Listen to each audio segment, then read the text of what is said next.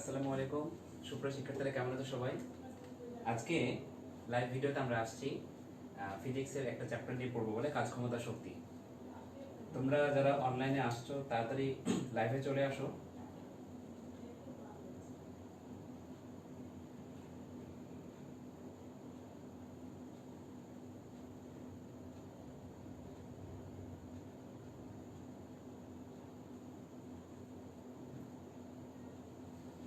আচ্ছা, ঠিক আছে, তোমরা আস্তে আস্তে লাইভে চলে আসো। কথা শোনা যাচ্ছে কিনা বলো, বা বোর্ডটা আজকে দেখা যাচ্ছে কিনা এটা আমি বোর্ডে লিখে দিচ্ছি। কাজ ক্ষমতা ও শক্তি লেখা দেখা যাচ্ছে কিনা একটু দেখো। হ্যাঁ, অনেকে চলে আসছে। আসসালামু আলাইকুম ভাইয়া। ওয়ালাইকুম আসসালাম। তোমরা সবাই ভালো আছো? আচ্ছা, আমি চুল কেটেছি, খুব বাজে লাগছে আমাকে দেখতে। সরি, নিজে নিজে কাটা তো 19-20 হতে পারে, কিছু মনে করো না।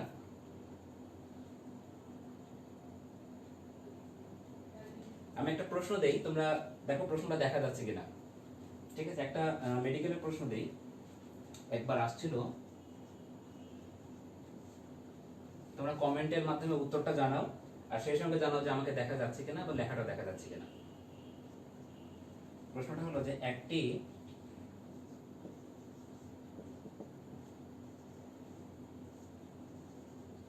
সোডিয়াম আয়ন, খুব সহজ একটা প্রশ্ন। একটি সোডিয়াম আয়ন, ব্র্যাকেটে লিখে দিলাম Na+,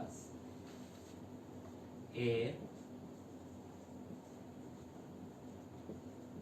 নিউক্লিয়াসে মোট কতটি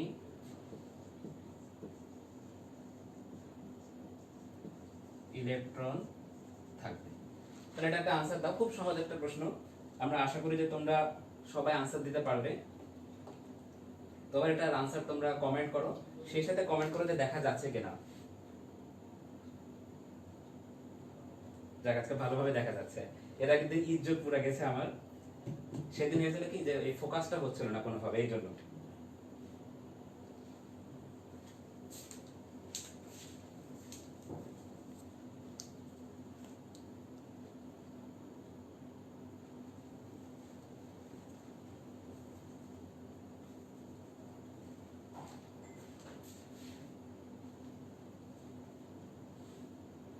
সাউন্ড কম, আমি সাউন্ড একটু বাড়াই দিচ্ছি।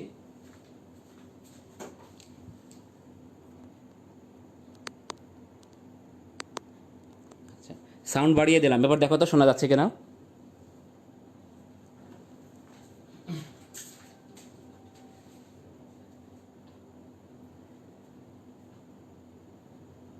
আচ্ছা,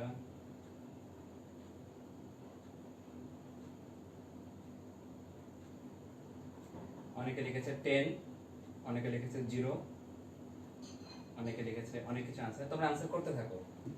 একটা সোডিয়াম আয়নের নিউক্লিয়াসে মোট কতটি ইলেকট্রন থাকবে? এটা মেডিকেলেরই প্রশ্ন, এই প্যাটার্নের প্রশ্ন আসে আর কি।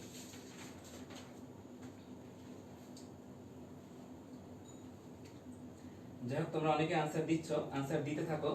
আর তোমরা বাকিদেরকে কমেন্ট তো না কিভাবে যেন বলে না, সবাইকে ডাকো, ইনভাইট করো যে গ্রুপে ক্লাস শুরু হয়ে গেছে, 1:30 বেজে গেছে, সবাই যেন চলে আসে। Okay, very good. Maximum answer correct দিয়েছো। আসলে এটা আনসার হবে 0, এটার আনসার হবে 0। যারা 0 কারেক্ট আনসার করে, যারা 0 আনসার করেছে তাদেরকে অভিনন্দন। কারণ দেখো, সোডিয়াম আয়নের প্রশ্ন হচ্ছে নিউক্লিয়াসে। নিউক্লিয়াসে কখনো ইলেকট্রন থাকে না, নিউক্লিয়াসে থাকে প্রোটন আর নিউট্রন। সো এটার আনসার আসবে 0।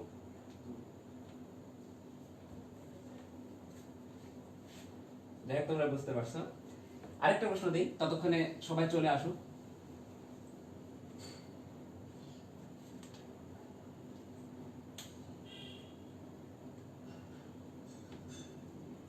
প্রশ্ন হচ্ছে, মানব দেহে, দেখো প্রশ্নগুলো অনেক সহজ, হ্যাঁ, একটু খেয়াল করলে আপনার উত্তর দিতে পারবেন। মানব দেহে মোট কতটি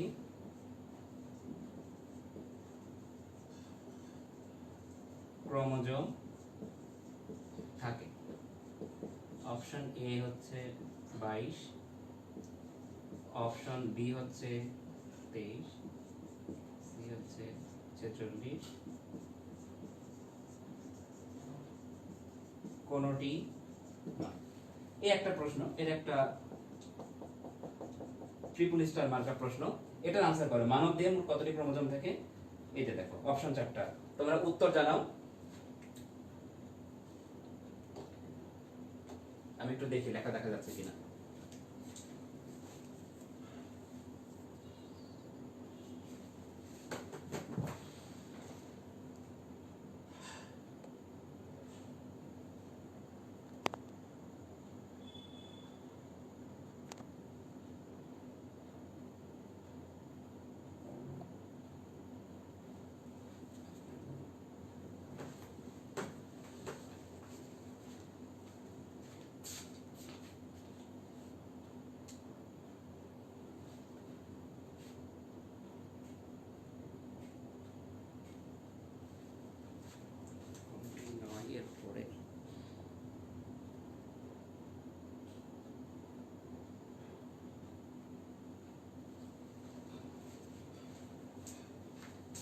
যাই হোক, আনসার সবাই করেছেন, মানে করতে থাকেন সবাই।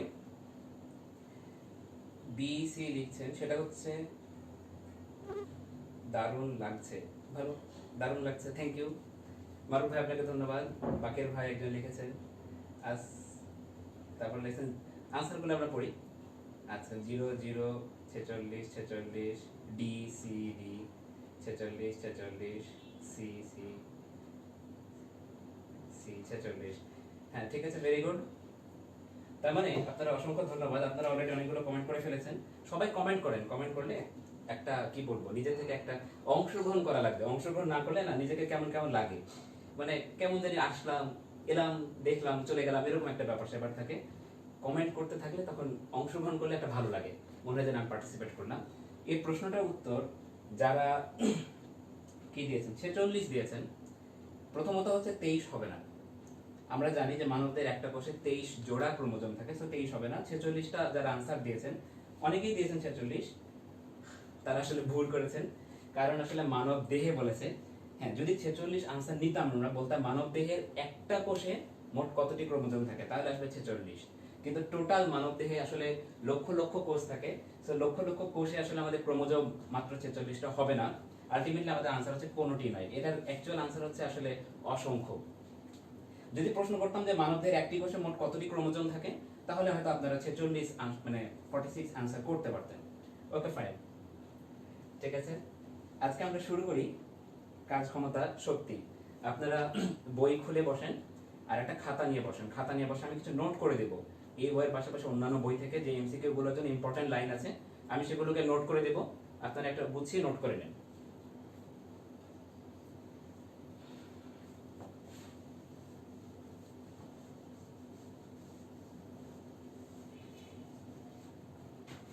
ওকে,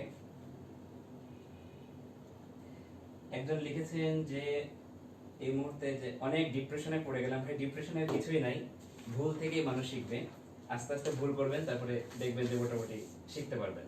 এই জন্য ডিপ্রেশন পড়ার কোনো কারণ নেই, ঠিক আছে। একটা কথা বলি, আমি একদিন বলেছিলাম, সেটা হচ্ছে শিব খেলার একটা উক্তি। সেটা হচ্ছে winners do not do different things, they do the same things differently. তার মানেটা কি, যারা বিজয়ী তারা কিন্তু ভিন্ন কিছু করে না, তারা একই জিনিসই করে একটু ভিন্ন আঙ্গিকে। দেখেন, যারা মেডিকেল কলেজে চান্স পায় বা যারা বিভিন্ন ইউনিভার্সিটিতে চান্স পায় বা বুয়েটে চান্স পায়, তারাও কিন্তু আসলে এই তিনটা ফিজিক্স কেমিস্ট্রি বায়োলজি, বইটার জন্য হয়তো ম্যাথ পড়ছেন, মেডিকেলের জন্য হয়তো আপনি ইংরেজি সাধারণ জ্ঞান পড়ছেন, একই জিনিসই পড়ছেন। ফিজিক্সের জন্য ইসাক স্যারের বই মেডিকেলে যারা প্রিপারেশন নিচ্ছে পড়ছে, হয়তো বইয়ের প্রিপারেশন একটু আলাদা। তারপর কেমিস্ট্রির জন্য আপনারা ওই হাজারি নার্সারের বই পড়ছেন, তারপরে হয়তো কবির স্যারের বই পড়ছেন। বায়োলজির জন্য, বিশেষ করে জুলজির জন্য আপনারা হয়তো গাজী আজমল স্যারের বই পড়ছেন, আলিম স্যারের বই পড়ছেন। দেখেন একই বই পড়ছেন, বাট আপনারা চান্স পেয়ে যাচ্ছেন আর ওনারা পাচ্ছেন না। এটার পেছনে কারণটা কি? কারণটা হচ্ছে যে আপনারা যখন পড়ছেন, এই যে এই জিনিসগুলো একটু খেয়াল করতে হবে, একটু খেয়াল করে করে পড়তে হবে। একটা জিনিস যখন আমি পড়বো, খালি পাতা উল্টিয়ে চলে গেলাম তাহলে হবে না। আমাকে কিন্তু ওটা একটু চিন্তা করতে হবে যে আসলে কি বলেছে, একটু চিন্তা করে করে আগাতে হবে। আর একটা ব্যাপার হচ্ছে যে সেটা হচ্ছে প্র্যাকটিস করতে হবে। বারবার বিভিন্ন রকম পরীক্ষার প্রশ্নগুলো সলভ করতে হবে।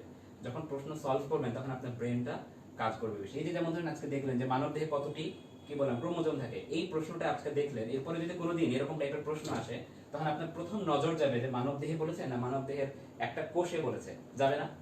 তাহলে কি দাঁড়ালো, দেখেন একবার ভুলটা করেছেন এরপরে ভুলটা হবে না। বা এর আগে একটা প্রশ্ন করলাম যে একটা সোডিয়াম আয়নের নিউক্লিয়াসে কতটি ইলেকট্রন থাকে, অনেকে হয়তো আনসার পূরণ করেছিলেন 10টা সোডিয়াম আয়ন দেখে, কিন্তু নিউক্লিয়াসে আসলে কোনো ইলেকট্রন থাকে না। তো এই যে জিনিসগুলা যখন প্র্যাকটিস করবেন, এই যে একবার ভুল করলেন এরপরে পরীক্ষার হলে প্রশ্ন দেখলে কিন্তু আপনি তখন অপশন পূরণ করবেন। যেমন একবার বিসিএস একটা প্রশ্ন আসছিল যে বাংলাদেশের রাজধানীর নাম কি, বাংলাদেশের রাজধানীর নাম কি?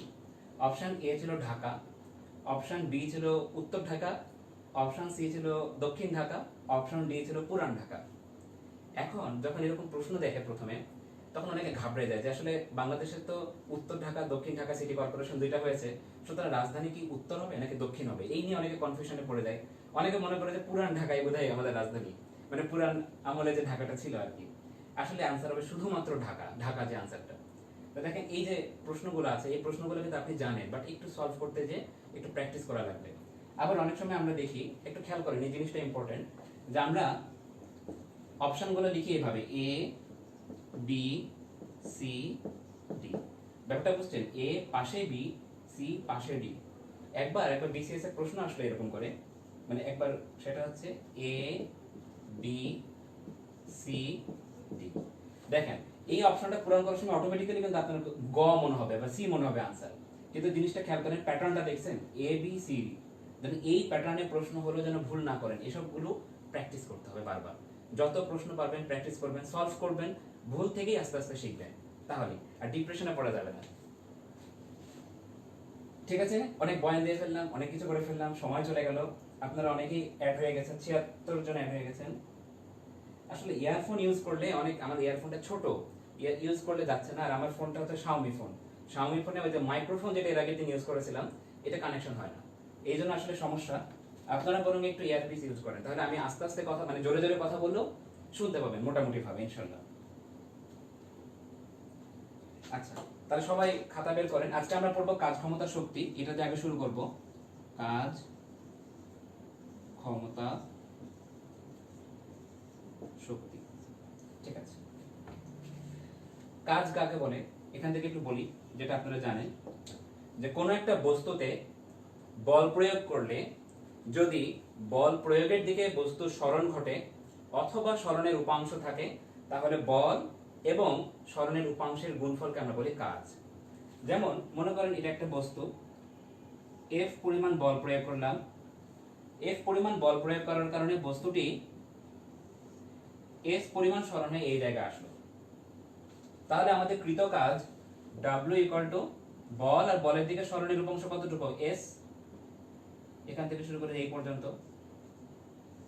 তাহলে F ইনটু S, তাহলে কাজ হচ্ছে W ইকুয়াল টু FS। এসব লেখার দরকার নাই, এসব একটু দেখেন আর কি খালি।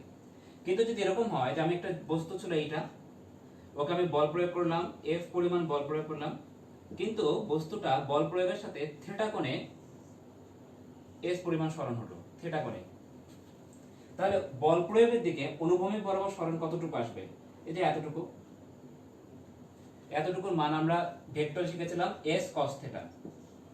তাহলে আমাদের কৃত কাজ W সমান কি আসবে, W সমান আসবে F ইনটু s cos θ। এই যে এটা লিখে রাখেন, কাজ সমান দিয়ে লিখে রাখেন F s cos θ। আবার বল একটা ভেক্টর রাশি, সরণ একটা ভেক্টর রাশি, দুটো ভেক্টর রাশি এবং তাদের অন্তর্ভুক্ত cos θ এর গুণফল, তাহলে এটাকে কি আমরা এইভাবে লিখতে পারি না, F vector dot s vector. অতএব কৃত কাজ W equal two F vector dot S vector. এতটুকু মানে সবটুকু না হলে যে এই দুইটা লাইন লিখে রাখেন।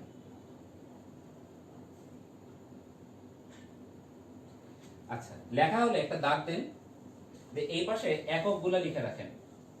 বইয়ে এককগুলা গুছিয়ে লেখা নাই, আমি একটু গুছিয়ে লিখে দিচ্ছি। কাজের একক হচ্ছে জুল, জুল বা নিউটন মিটার, এটা হচ্ছে এসআই পদ্ধতিতে একক, জুল বা নিউটন মিটার। সিজিএস পদ্ধতিতে কাজের একক হচ্ছে আর্গ, এটা হচ্ছে সিজিএস পদ্ধতিতে। এফপিএস পদ্ধতিতে কাজের একক হচ্ছে foot ponder, foot poundal F PS পদ্ধতিতে। এই তিনটা জিনিস লিখে রাখেন। Foot poundal. আপনাদের জন্য একটা প্রশ্ন রাখলাম, আপনারা কমেন্ট করে জানান। সেটা হচ্ছে কাজের অভিকর্ষীয় একক কোনটি? কাজের অভিকর্ষীয় একক কোনটি? আনসার করেন, মানে কমেন্ট করেন আর কি, কাজের অভিকর্ষীয় একক কোনটি। কমেন্ট করতে থাকেন, সেই সুযোগে আমি একটা জিনিস এখানে লিখে দিই, আপনারা লিখে রাখেন 1 আর্গ সমান 10 টু দি পাওয়ার -7 জুল। এটা একটা বক্স করে বা ব্র্যাকেট দিয়ে কিছু একটাতে লিখে রাখেন 1 আর্গ সমান 10 two the power -7 joule.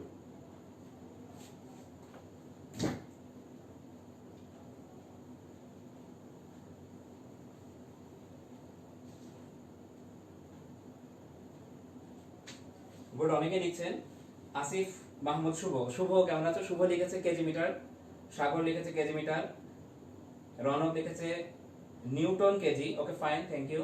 Turjo লিখেছে কেজি মিটার, রায়াতুল জান্নাত লিখেছে কেজি মিটার, নসিন মিম লিখেছে নিউটন, তাসনিয়া তাবাসসুম বৃষ্টি লিখেছেন কেজি মিটার, আনিকা তাহসিন লিখেছেন কেজি মিটার, নজরুল ইসলাম লিখেছেন কেজি মিটার। লিখতে থাকেন আপনারা, কমেন্ট করবেন, একটা আগ্রহ বাড়বে। তাহলে এই তিনটা লেখা হয়েছে। আচ্ছা ঠিক আছে, আপনারা কমেন্ট করতে থাকেন। আমি একটু বলে দিই, যে কোনো কিছুর অভিকর্ষীয় একক বের করতে হলে আপনাকে অভিকর্ষিত ত্বরণটা বিয়োগ করে দিতে হবে, মানে ভাগ করে দিতে হবে। সেটা ভাগ করে দিলে যা থাকবে তাই হচ্ছে তার একক। কথার কথা, কাজ, কাজের ক্ষেত্রে আমরা জানি W ইকুয়াল টু কি আসবে? mgh। একটা সূত্র আছে না, W ইকুয়াল টু mgh। তাহলে সেখানে আপনি যদি অভিকর্ষিত ত্বরণ g বাদ দেন, কেটে দেন, তাহলে কি থাকছে? শুধুমাত্র m আর h। এটা এদের একক কি হচ্ছে? আমাদের অভিকর্ষীয় একক। m মানে হচ্ছে বস্তুর ভর, ভরের একক হচ্ছে কেজি। এর h মানে হচ্ছে উচ্চতা, উচ্চতার একক হচ্ছে মিটার। তাহলে কাজের অভিকর্ষীয় একক এখানে লিখে রাখেন কেজি মিটার। অভিকর্ষীয় একক লেখেন কেজি মিটার, মনে থাকবে, এটা যেন ভুল না হয়। কাজের অভিকর্ষীয় একক কেজি মিটার।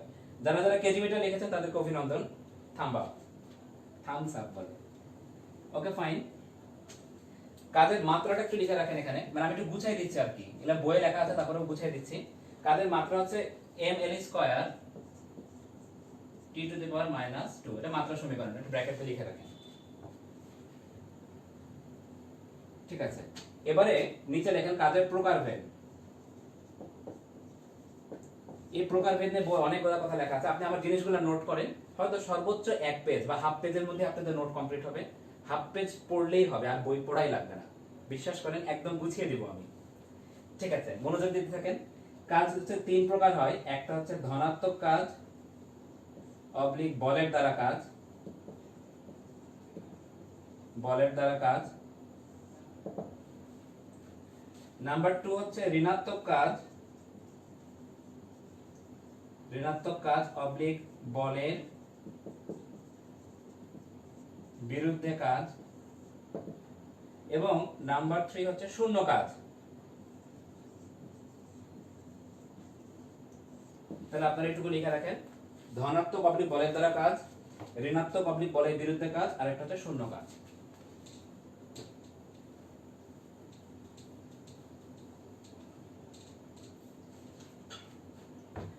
যদি বল প্রয়োগে, যদি আমি বল প্রয়োগ করার পর বস্তুর সরণ বল প্রয়োগের দিকে হয়, অথবা সরণের উপাংশ বল প্রয়োগের দিকে থাকে, তবে সেটাকে আমরা বলি বলের দ্বারা কাজ।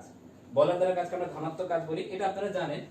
এক্ষেত্রে আমাদের কোণ যেটা হবে সেটা হচ্ছে 0 degree less than equal to theta less than 90 degree, বলের দ্বারা কাজ। আর বলের দ্বারা কাজ হলে একটা বস্তুর গতি শক্তি বৃদ্ধি পায়। কমা দিয়ে লেখা রাখেন গতি শক্তি বৃদ্ধি, এগুলো সব মেডিকেলে আসছে। গতি শক্তি বৃদ্ধি 2018 সালে মেডিকেলে আসছিল একটা প্রশ্ন, ম্যাট 18, এখানে লিখে রাখেন ম্যাট 18। এবার হচ্ছে বলের বিরুদ্ধে কাজ বা ঋণাত্মক কাজ। এটা হচ্ছে যেদিকে আমি বল প্রয়োগ করলাম তার বিপরীতে যদি বস্তু সরণ ঘটে, বিপরীতে, তবে সেটাকে আমরা বলবো বলের বিরুদ্ধে কাজ। এক্ষেত্রে লিখে রাখেন 90 degree less than theta less than equal to 180 degree. এক্ষেত্রে যেটা বৃদ্ধি পাবে সেটা হচ্ছে স্থির শক্তি বৃদ্ধি পাবে, স্থির শক্তি বৃদ্ধি পাবে, মানে গতি শক্তি হ্রাস পাবে আর কি, একটু লিখে রাখেন।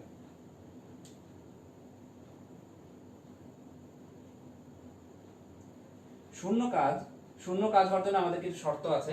আমি তাহলে এই দুটো মিশাই দিই, শূন্য কাজটা সুন্দর করে আবার একটু লিখবো। আচ্ছা, মিশাই দিলাম। 3 নম্বর হচ্ছে শূন্য কাজ। একটা জিনিস খেয়াল করো, সূত্রটা কি ছিল?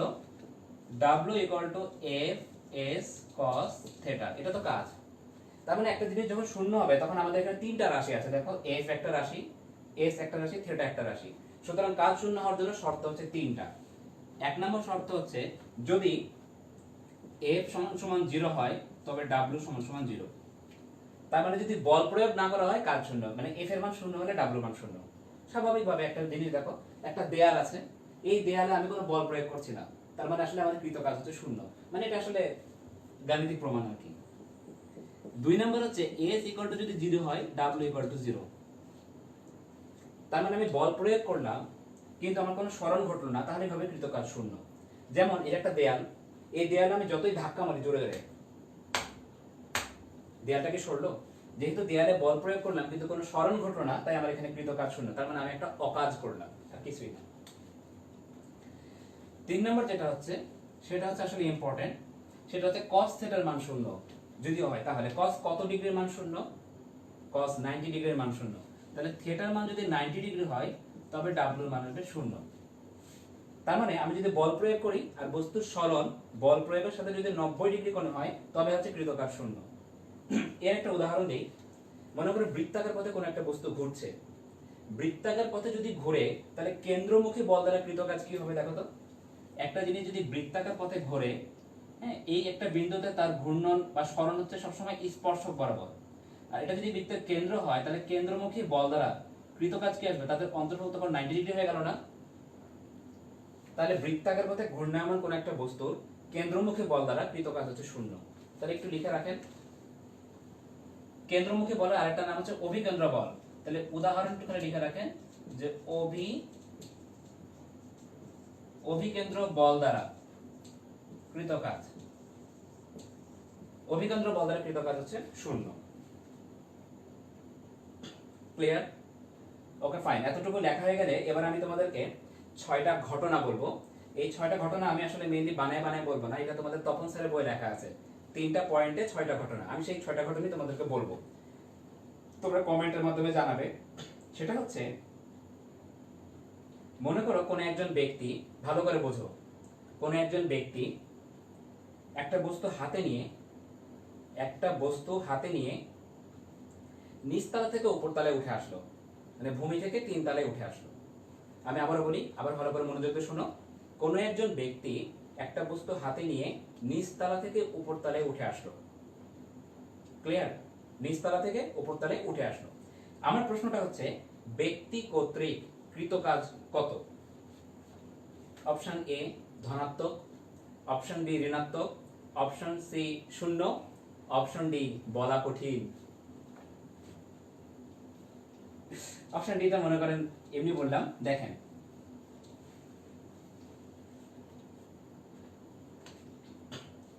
কোন একজন ব্যক্তি একটা বস্তু হাতে নিয়ে ভূমি থেকে উপরের দিকে উঠে আসলো, ব্যক্তি কর্তৃক কৃত কাজ কত? আপনারা কমেন্ট করেন দ্রুত। গুড।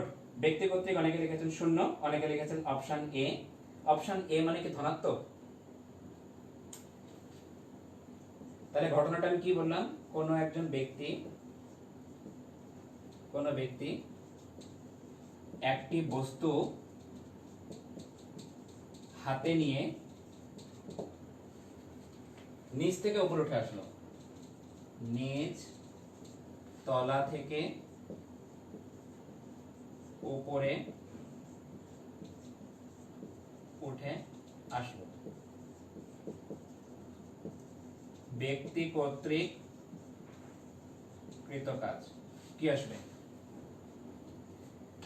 যাই হোক, অনেকে লিখেছেন নেগেটিভ, অনেকে লিখেছেন শূন্য। শূন্য কেন লিখলেন? শূন্য হবে না, কারণ শূন্য হতে হলে তো আসলে কাজ এবং তার মধ্যবর্তী কোণ, মানে বল প্রয়োগ এবং কাজের সরণের মধ্যবর্তী কোণ 0 হতে হবে। এরকম তো জিরোর ব্যাপার স্যাপার আসছে না। শূন্য বলিয়েন না, ধনাত্মক না ঋণাত্মক সেটা বলেন। অনেকে লিখেছে অপশন বি ঋণাত্মক, অনেকে লিখেছেন অপশন এ ধনাত্মক। দেখুন এখানে কার সাপেক্ষে, একজন লিখেছে এটা কিসের সাপেক্ষে, অভিকর্ষের সাপেক্ষে কিনা। বেসিক্যালি প্রশ্ন এরকম, একটা প্রশ্ন আসছে এরকম, কোন একজন ব্যক্তি একটা বস্তু হাতে নিয়ে নিচতলা থেকে উপরে উঠে আসলো, ব্যক্তির সাপেক্ষে, ব্যক্তি কর্তৃক মানে ব্যক্তির সাপেক্ষে কৃত কাজ কত। গুড। যারা যারা ধনাত্মক লিখেছেন তারা কারেক্ট, কারণ একটা ব্যক্তি কষ্ট করে উপরের দিকে বল প্রয়োগ করছে, তিনি উপরের দিকে উঠে আসছেন, তার মানে বলও প্রয়োগ করছে উপরের দিকে, উঠে আসছেন উপরের দিকে, তার মানে বল প্রয়োগের দিকে তার স্মরণ হচ্ছে। তাই কোনো একটা ব্যক্তি বস্তু হাতে নিয়ে নিচতলা থেকে উপরে উঠে আসলে ব্যক্তি কর্তৃক বা ব্যক্তির সাপেক্ষে কৃত কাজ হচ্ছে ধনাত্মক। মনে থাকবে। একই প্রশ্ন যদি আমি ব্যক্তির জায়গায় বলতাম অভিকর্ষ কর্তৃক, অভিকর্ষ বল দ্বারা কৃত কাজ কত, এভাবে বলতে হবে কোন একটা ব্যক্তি একটা বস্তু হাতে নিয়ে নিচ তলা থেকে উপর তলায় উঠে আসলো, অভিকর্ষ বল দ্বারা কৃত কাজ কত, কত হবে এবার বলেন দেখি। অভিকর্ষ বল নিচের দিকে ক্রিয়া করছে আর বস্তুটা উপরের দিকে উঠে আসছে, মানে ব্যক্তি বস্তুটাকে হাতে নিয়ে, ফলে যেটা হচ্ছে অভিকর্ষ বল নিচের দিকে ক্রিয়া করছে আর বস্তুর সরণ উপরের দিকে, তার মানে পুরো বিপরীত না। তাই অভিকর্ষ বল দ্বারা কৃত কাজ হচ্ছে নেগেটিভ। এই একটা থিম আমাদের তপন স্যারের বই লেখা আছে। ক্লিয়ার হলো? এটা এটা প্রচুর এমসিকিউ তে দেয়, এটা একটা এমসিকিউর খুনি, ভেরি ভেরি ইম্পর্টেন্ট একটা লাইন। আপনারা ভিডিও শেষ হয়ে গেলে আবার যখন ভিডিওটা দেখবেন এই লাইনটা তুলে নেবেন, এইভাবে নোট করে রাখবেন। 2 নম্বর লাইনটা হচ্ছে যে কোন একটা ব্যক্তি একটা বস্তু হাতে নিয়ে, এই পর্যন্ত ঠিক আছে, হাতে নিয়ে, তাহলে 2 নম্বর অপশন আছে কোন একজন ব্যক্তি একটা বস্তু হাতে নিয়ে ভূমির সমান্তরালে হাঁটছে, ভূমির সমান্তরালে হাঁটছে, ভূমির সমান্তরালে হাঁটছে। এখন প্রশ্নটা হচ্ছে ব্যক্তি কর্তৃক কৃত কাজ কত, কত এবার আপনারা অপশন পূরণ করেন তো। কোন একজন ব্যক্তি একটা বস্তু হাতে নিয়ে ভূমির সমান্তরালে হাঁটছে, ব্যক্তি কর্তৃক কৃত কাজ কত, এটা কমেন্ট করে দেখি, দ্রুত কমেন্ট করেন। কোন একজন ব্যক্তি একটা বস্তু হাতে নিয়ে ভূমির সমান্তরালে হাঁটছে, ব্যক্তি কর্তৃক কৃত কাজ কত। ধনাত্মক 0 0, তারপরে কমেন্ট করতে থাকেন দ্রুত। ব্যক্তি কর্তৃক কৃত কাজ কত আপনারা কমেন্ট করেন, আমি একটু দেখি দেখা যাচ্ছে কিনা। বাহ, আজকে দেখা যাচ্ছে, সুন্দর দেখা যাচ্ছে। তাহলে প্রশ্নটা হলো যে কোনো একটা ব্যক্তি একটা বস্তু হাতে নিয়ে ভূমির সমান্তরালে হাঁটছে, ব্যক্তি কর্তৃক কৃত কাজ কত। অনেকে লিখেছেন পজিটিভ, অনেকে লিখেছেন 0 পজিটিভ, অনেকে লিখছেন ধনাত্মক, কি ধনাত্মক হবে অথবা ঋণাত্মক হবে, দুটোকে মিলাই দিচ্ছেন নাকি।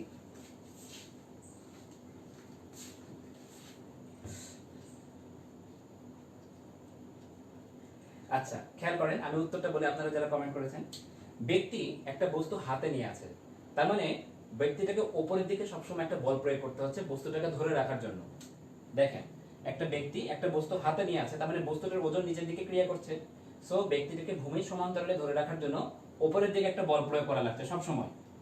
ক্লিয়ার? আর ব্যক্তিটা হেঁটে যাচ্ছে সামনে, দ্যাট মিন্স তার পা সামনের দিকে এগিয়ে যাচ্ছে।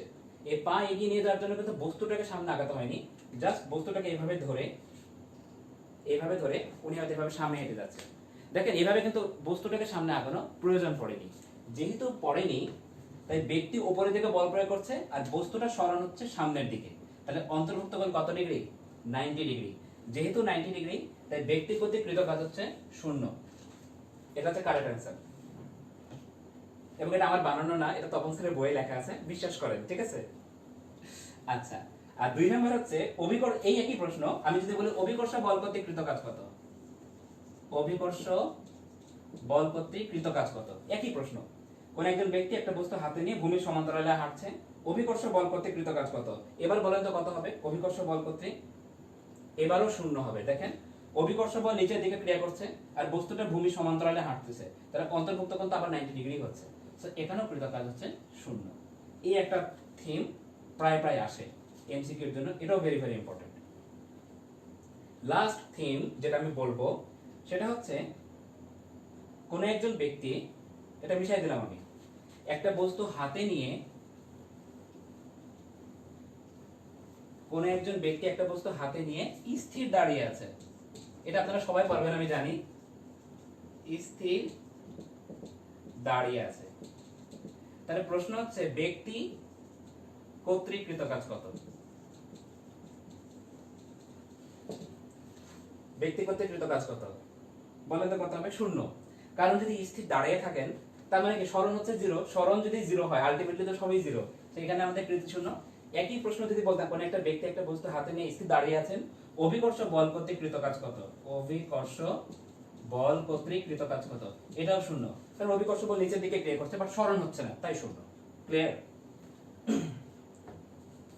লাস্ট প্রশ্ন, এখান থেকে আরেক ধরনের বানানো যায়, সেটা হচ্ছে কোন একজন ব্যক্তি একটা বস্তু, এটা মিশিয়ে দিলাম আমি, এটা হচ্ছে লাস্ট প্রশ্ন আমাদের। কোন একজন ব্যক্তি একটা বস্তু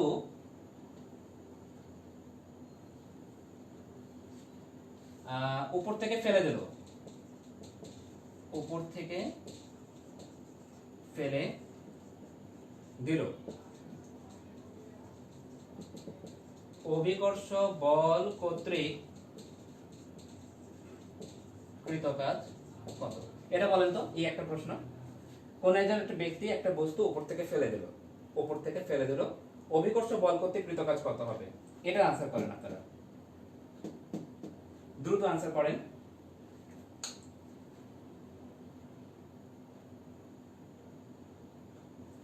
কোন ব্যক্তি একটা বস্তু উপর থেকে নিচের দিকে ফেলে দিল, অভিকর্ষ বল কর্তৃক কৃত কাজ কত? গুড। মাসুমা আক্তার প্রথম কমেন্ট করেছেন, আপনাকে অভিনন্দন। উনি লিখেছেন পজিটিভ। শতাব্দী রয় লিখেছেন ধনাত্মক, থ্যাংক ইউ। তাসলিমা খাতুন লিখেছেন পজিটিভ। নজরুল ইসলাম পজিটিভ। নওশিন মিম লিখেছেন পজিটিভ। নওশিন তাবাসসুম আপনি লিখেছেন পজিটিভ। ফারিহাদ নাজিবা পজিটিভ। তারপরে অভি পজিটিভ। সিনথিয়া লিখেছেন positive, thank you very much. আমি আর কমেন্ট পরে পড়ছি, তাহলে আসলে ঠিকই আছে, ধনাত্মক। তাহলে অভিকর্ষ বল কর্তৃক কৃত কাজ হচ্ছে ধনাত্মক। এই যে কয়েকটা ঘটনা বললাম, মোটামুটি 4-5টা পয়েন্ট, এই পয়েন্টগুলো বুঝিয়ে এভাবেই প্রশ্ন আসে আমাদের এমসিকিউ এখান থেকে করলে, ঠিক আছে? আশা করি আপনারা পারবেন। এরপরে নোটটা লিখতে থাকেন আপনারা। সেটা হচ্ছে আমাদের 6 ধরনের ঘটনায় কাজ কত প্রকার, সেটা আমরা লিখব। 6 ধরনের ঘটনা।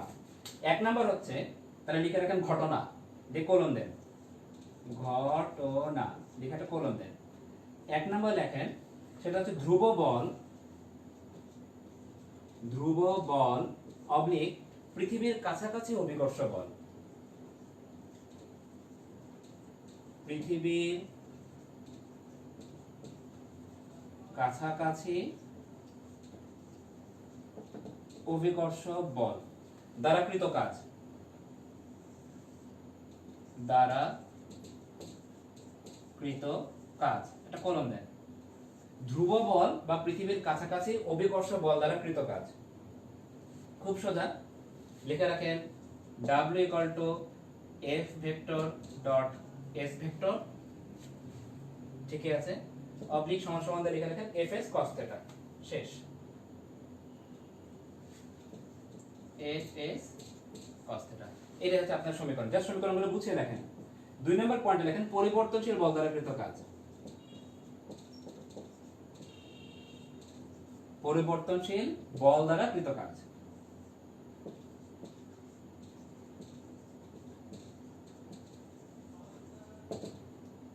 পরিবর্তনশীল বল দ্বারা কৃত কাজ, এই পরিবর্তনশীল বল দ্বারা কৃত কাজ, এরকম মাঝে মাঝে প্রশ্ন আসে। এখানে সমীকরণ 2 রকম। পরিবর্তনশীল বল মানে হয় বলের মানের পরিবর্তন হচ্ছে, অথবা মান এবং দিক উভয়েরই পরিবর্তন হচ্ছে, তাই না? তাহলে পরিবর্তনশীল বল দ্বারা কৃত কাজে দেখবেন আপনার অপশনে 2টা এমসিকিউ থাকে, মানে 2টা প্রশ্ন হতে পারে। যদি বলের মানের পরিবর্তন হয়, বলের মানের পরিবর্তন হয়, তাহলে সমীকরণটা আসবে এরকম। মানের পরিবর্তন হলে আপনার সমীকরণটা আসছে W = F cos θ dx, integration of F cos θ dx x1 থেকে x2, ঠিক আছে? এটা একটু লিখে নেন।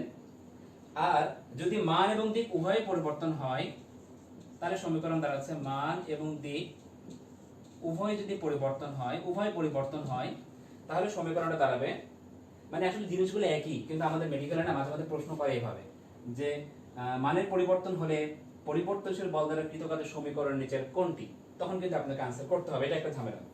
তাহলে আমরা W লিখব F dr, এটা ভেক্টর দেন, এটা ভেক্টর দেন, F dr vector r naught থেকে r পর্যন্ত, r নট থেকে r পর্যন্ত, এই যে এটা হচ্ছে সমীকরণ।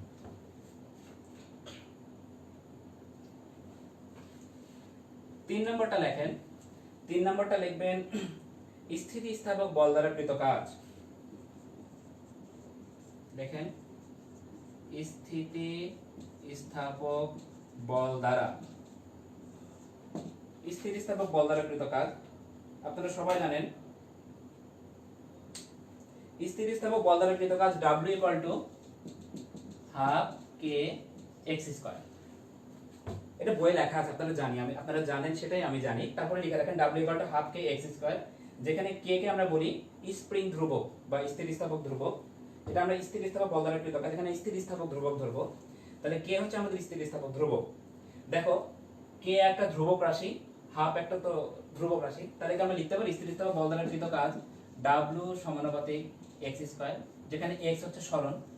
তাহলে স্থিতিস্থাপক বল দ্বারা কৃত কাজ সরণের বর্গের সমানুপাতিক। এই একটা লাইন W সমানুপাতিক x স্কয়ার পাশে লিখে রাখেন, দিয়ে বক্স করেন। আর স্থিতিস্থাপক ধ্রুবক x এর মান কি হবে? x এর মান হচ্ছে k এর মান হচ্ছে f/x। এটা একটা বক্স করে রাখেন। এটাকে আমরা বলি স্থিতিস্থাপক ধ্রুবক বা বল ধ্রুবক। এর আরেকটা নাম হচ্ছে বল ধ্রুবক বা স্প্রিং ধ্রুবক, বিভিন্ন নামে নামকরণ করা যায়। স্প্রিং ধ্রুবক, স্প্রিং ধ্রুবক k equal to f/x, f/x, ঠিক আছে। এই যে k, এই k এর মানটা কার কার উপর নির্ভর করবে? এই k এর মানটা নির্ভর করবে স্প্রিং এর দৈর্ঘ্য। একটু লিখে রাখো, k এর মান নির্ভর করে তিনটা জিনিসের উপর। এই যে k এর মান লিখে রাখো, এক নাম্বার হচ্ছে স্প্রিং এর দৈর্ঘ্য, দুই নম্বরে লিখে রাখো জ্যামিতিক গঠন,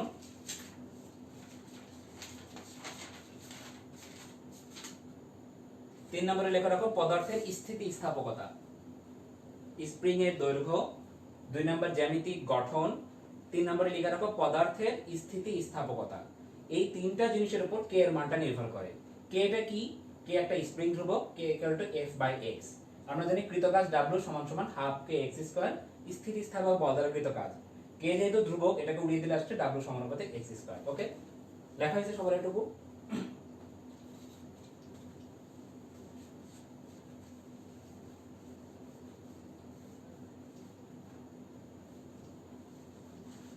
লেখা হলে 4 নম্বর পয়েন্টটা লেখো, অভিকর্ষ বল কর্তৃক কৃত কাজ।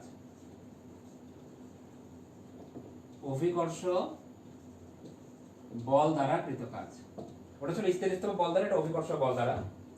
অভিকর্ষ বল দ্বারা কৃত কাজ W ইকুয়াল টু লেখো mgh, যেখানে g হচ্ছে অভিকর্ষজ ত্বরণ। আমরা জানি বস্তুর ভর একটা ধ্রুব রাশি। অভিকর্ষজ ত্বরণ পৃথিবীর কাছাকাছি হলে সেটার মানও মোটামুটি ধ্রুবক 9.8 মিটার পার সেকেন্ড স্কয়ার। তাহলে আলটিমেটলি যেটা দাঁড়াচ্ছে W সমানুপাতিক h। এটা একটা বক্স করো। তাহলে অভিকর্ষ বল দ্বারা কৃত কাজ সরণ কিংবা উচ্চতা যেটাই বলো না কেন সমানুপাতিক। আর স্থিতিস্থাপক বল দ্বারা কৃত কাজ সরণের বর্গের সমানুপাতিক। এই দুইটা পয়েন্ট খুব ইম্পর্টেন্ট। বাম পাশে 3টা করে স্টার দিয়ে রাখো, যে জায়গায় নোট করেছে 3টা করে স্টার দিয়ে রাখো।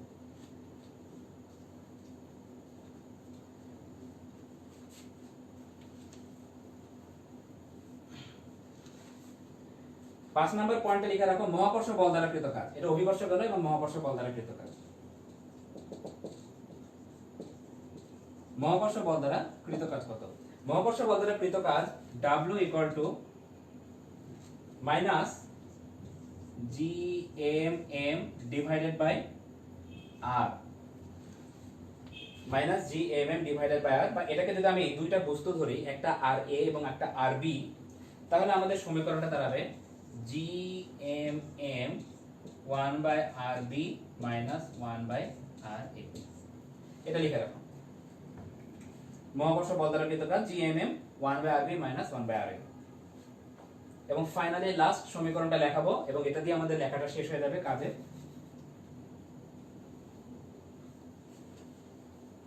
সেটা হচ্ছে 6 নম্বর পয়েন্ট, ঘূর্ণায়মান বস্তুর ক্ষেত্রে কৃত কাজ।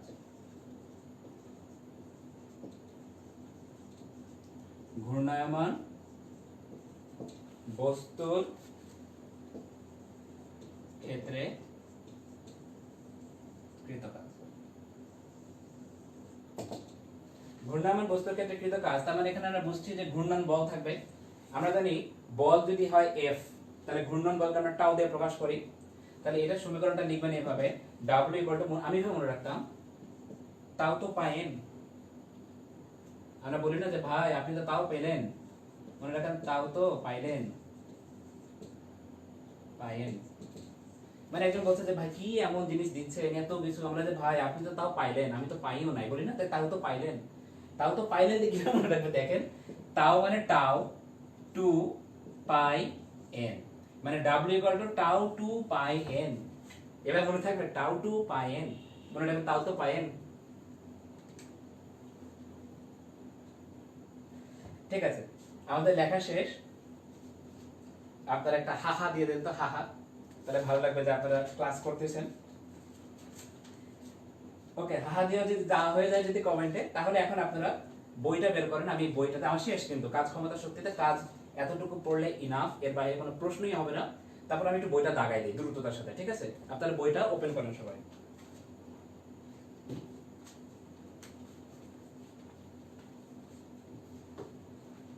হ্যাঁ কমেন্ট করেন, কমেন্ট করবেন, কমেন্ট, নাহলে বুঝতে পারবো না যে হা দিচ্ছেন, খালি হা হা হা হা হয়ে আছে।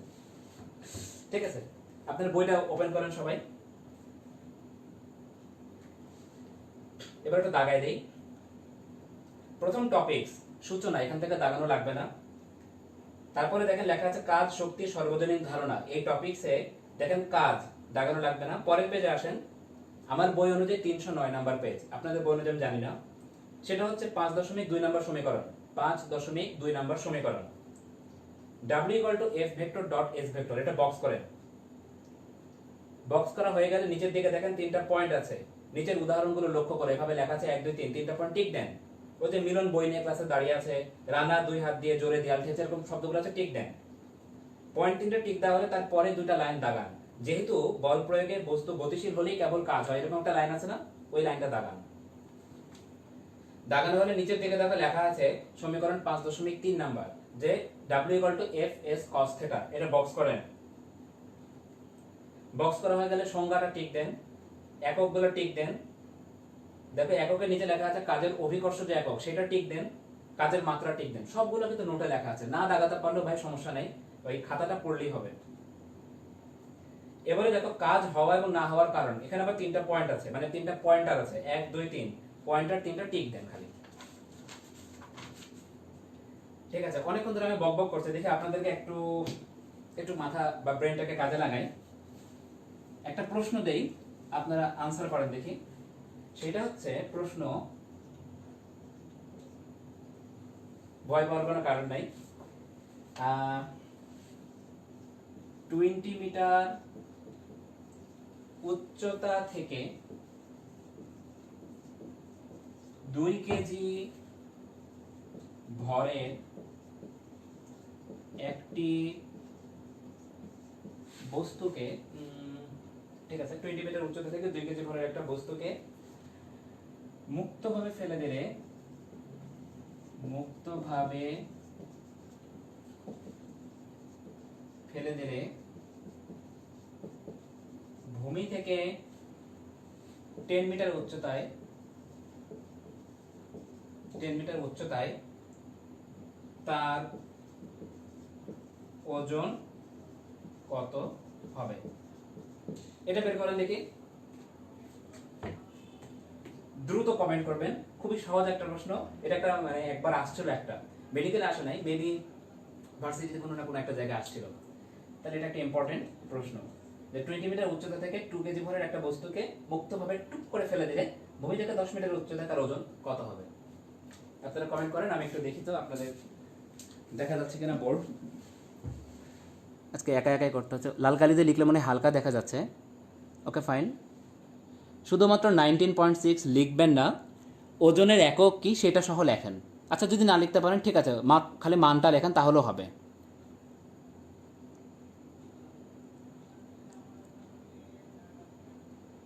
ওকে ফাইন, লিখতে থাকেন। আমি আবারও বলি, 20 মিটার উচ্চতা থেকে 2 কেজি ভরের একটা বস্তুকে মুক্তভাবে ফেলে দিলে ভূমি থেকে 10 মিটার উচ্চতায় তার ওজন কত হবে? যাই হোক, অনেকেই উত্তর দিচ্ছেন, চমৎকার। আপনারা সবাই চান্স পেয়ে যাবেন খুব দ্রুত, বোঝা যাচ্ছে। আমি একটু উত্তরগুলো দেখি। 19.6, 19.6, 0, আশফাকুর 19.6, ওকে ফাইন, কেউ 0 কেউ 19.6 নিউটন। ও আপনার মাত্র কোশ্চেন আসলো, আচ্ছা ঠিক আছে, আপনি উত্তর দিন, সমস্যা নাই। ওয়াহাব,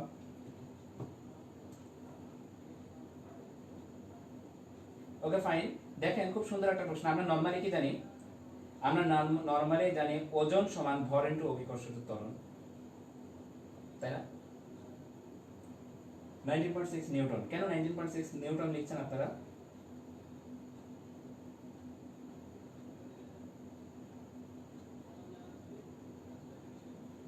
সবাই 19.6 নিউটন কেন লিখছেন? ও আচ্ছা, এটার জন্য 19.6। আচ্ছা, W equal two mg, m এর মান 2 কেজি আর g এর মান 9.8 মিটার পার সেকেন্ড স্কয়ার, তাহলে গুণ করলে আসছে 19.6 kg metre per second newton. এইভাবে, এই তো। Thank you. কিন্তু আপনারা ভুল কেটে দিতে না খুব ভালো লাগে, বুঝছেন? কোনো কিছু কেটে দিতে পারলে খুব মজা লাগে। ভুল।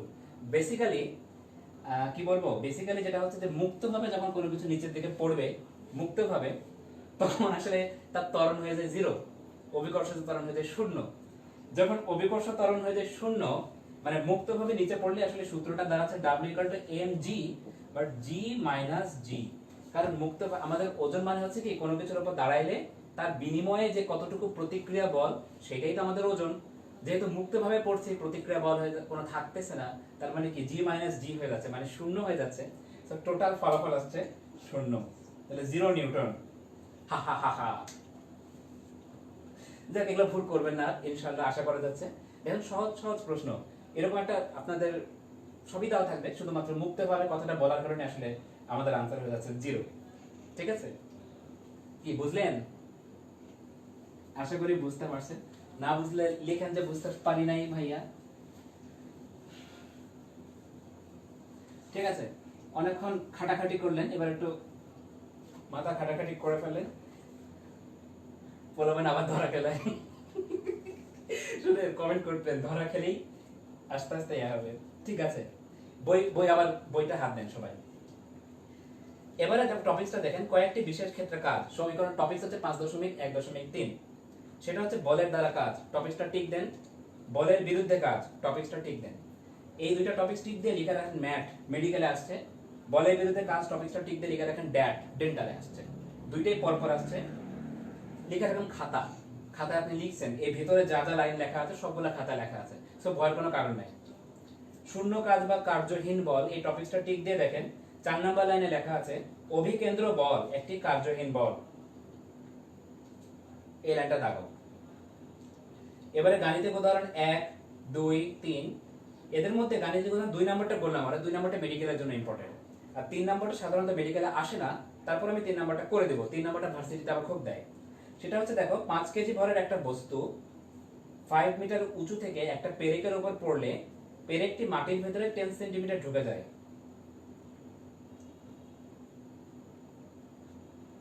মাটির গড় প্রতিরোধ বল নির্ণয় করো। এই টাইপের প্রশ্ন যদি থাকে তাহলে আমরা কি করব? দেখো এখানে একটা প্রশ্ন বলা আছে 5 কেজি ভরের একটা বস্তু 5 মিটার উঁচু থেকে পেরেকের উপর পড়লে মাটির ভিতর 10 সেন্টিমিটার ঢুকে যায়। তার মানে দেখো একটা পেরেক ছিল, ওপর থেকে আঘাত করার কারণে এটা মাটির ভিতরে এই পর্যন্ত চলে আসছে। 10 সেন্টিমিটার মানে আমরা লিখতে পারি 0.1 মিটার। ওকে, কত মিটার উঁচু থেকে পড়ছে? 5 মিটার উঁচু থেকে পড়ছে। তার মানে এই যে একটা হাতুড়ি বলা যায়, বলো 5 মিটার উঁচু থেকে পড়ছে, এটার ওয়েট কত ছিল? এটার ওয়েট ছিল 5 কেজি।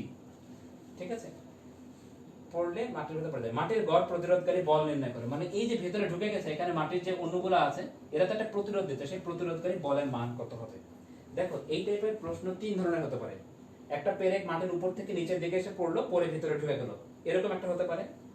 অথবা হতে পারে এরকম যে কোন একটা দেয়াল, এই দেয়ালের ভিতরে আমি হয়তো ভি বেগে একটা বস্তুকে আঘাত করলাম, ভি বেগে, এম ভরের একটা বস্তু ছিল বা পেরেক ছিল, তাতে হয়তো এতটুকু ভিতরে ঢুকে গেল।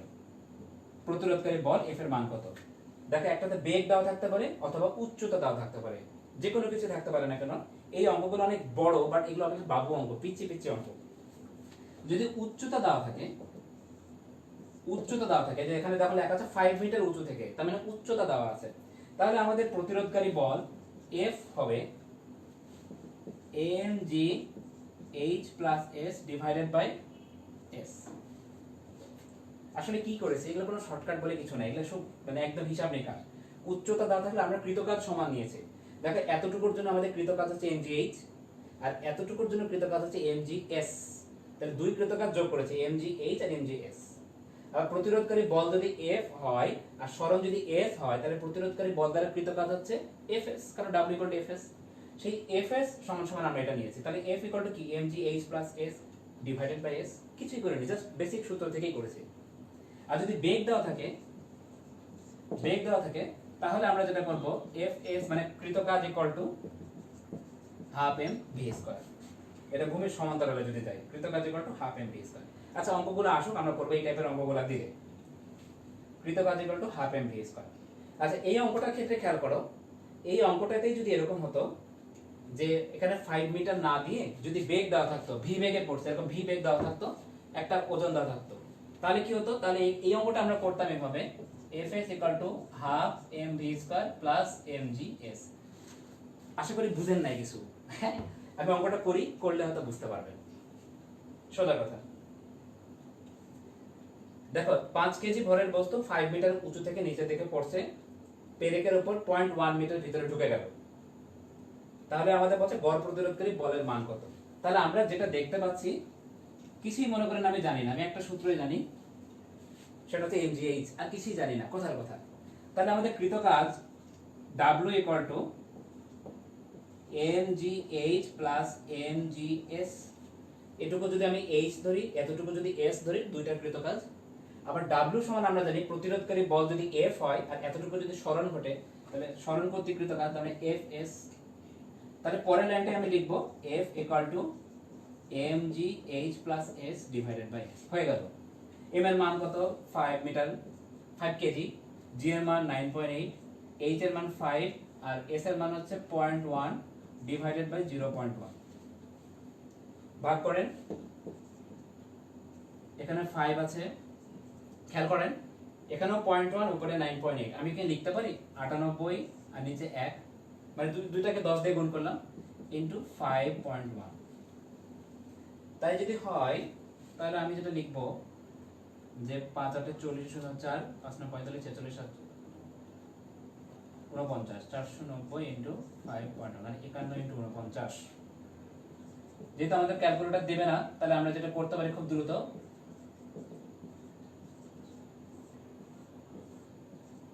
তাহলে 2499 নিউটন। আমি জানি না কি आंसर আছে, দেখি 2499 নিউটন। তাহলে মিলে গেল। তাহলে আমরা এইভাবে করব। দেখো পিচ্ছে একটা অঙ্ক, কয় লাইন হলো? 1 2 3 4 লাইনের অঙ্ক। তাহলে আমি ক্যালকুলেটর থেকে করলাম বলে আরো 2 3 লাইন বাড়াবে। এত বড় বড় অঙ্ক আমরা করব না। অনেক সময় বেগ দেওয়া থাকে, বেগ। একটা অঙ্ক দেই তাহলে আপনারা বুঝতে পারবেন। বেগ দিয়ে যদি কোনো অঙ্ক দেই,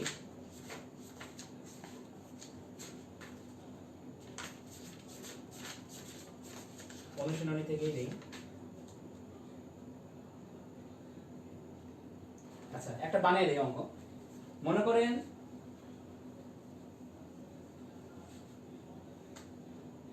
একটা দেয়াল 5 কেজি ভরের একটা বস্তু 2 মিটার পার সেকেন্ড বেগে দেয়ালে আঘাত করলো।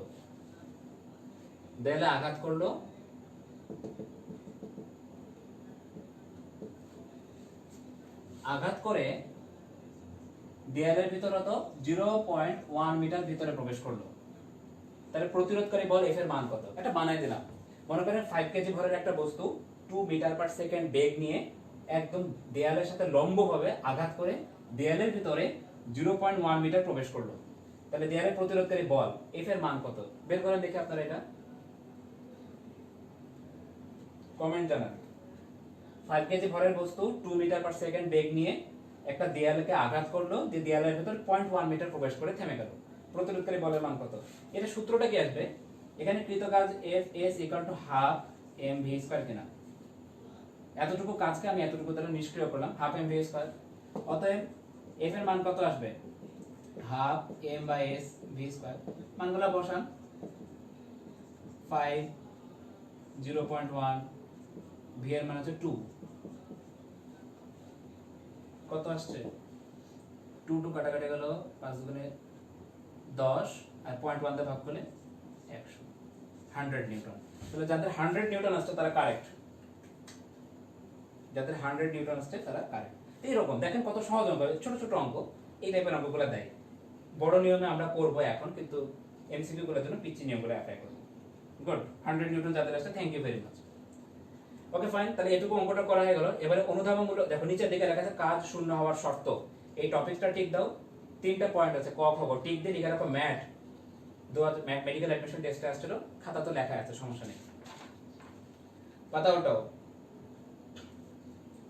দেখো টপিকস বল, সরণ এবং কাজ। এই টপিকসে সমীকরণ হচ্ছে 5.4, লেখা আছে কাজ ইকুয়াল টু গতিশক্তির পরিবর্তন, এটা বক্স করো। এবং সমীকরণ 5.8 লেখা আছে half M V square equal minus half M V naught square equal to FS, এই 5.8 নাম্বারটা বক্স করো। করা হয়ে গেলে ডান দিকে দেখো ধ্রুব বল পরিবর্তনশীল বল দ্বারা কৃত কাজ, টপিকসটা টিক দিয়ে লিখে রাখো খাতা। পাতা উল্টাও। 5.3.2 নাম্বার টপিকস পরিবর্তনশীল বল দ্বারা কৃত কাজ, টপিকসটা টিক দাও, লিখে রাখো খাতা। আমি খাতায় সুন্দর করে লিখে দিয়েছি। পাতা উল্টাও। স্থিতিস্থাপক বল দ্বারা কৃত কাজ, এর পরের টপিকস টিক দিয়ে লিখে রাখো খাতা। পাতা উল্টাও। এর পরের টপিকস হচ্ছে 5.4.4 অভিকর্ষ বল, টিক দিয়ে লিখে রাখো খাতা, লিখে দিয়েছি। নিচের দিকে দেখো, আমি হচ্ছে ইসহাক স্যারের বই ফলো করছি। নিচের দিকে দেখো অভিকর্ষ বল কর্তৃক কৃত কাজ, সমীকরণ 5.4.5, এটা টিক দিয়ে লিখে রাখো খাতা, মানে খাতায় লেখা আছে ভাইয়া, কোনো সমস্যা নেই। এবং আনত তলবে নামার ক্ষেত্রে কৃত কাজ, টপিকসটা টিক দাও। তারপরে ঘ নাম্বারে দেখো, আমার পেজ নাম্বার 319, আপনাদের কত নাম্বার পেজ আমি জানি না।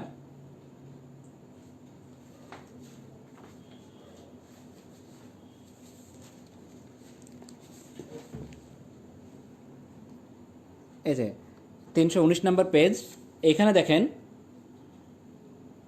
ঘ নাম্বার আছে মহাকর্ষ বল দ্বারা কৃত কাজ, টপিকসটা পেয়েছেন, পেজ নাম্বার দেখেন 319, মহাকর্ষ বল দ্বারা কৃত কাজ। এটা নিচের দিকে দেখেন একটা লেখা আছে WAB equal to GMM 1/RB minus 1/RA, এইটা বক্স করেন। বক্স করার পরে নিচের দিকে দেখেন লেখা আছে মহাকর্ষ বল দ্বারা কৃত ধনাত্মক কাজ, টপিকসটা পেয়েছেন, ওইটা দিয়ে তারপরে 3টা লাইন দাগান। নেক্সট পেজে দেখেন 300 কত নাম্বার পেজ,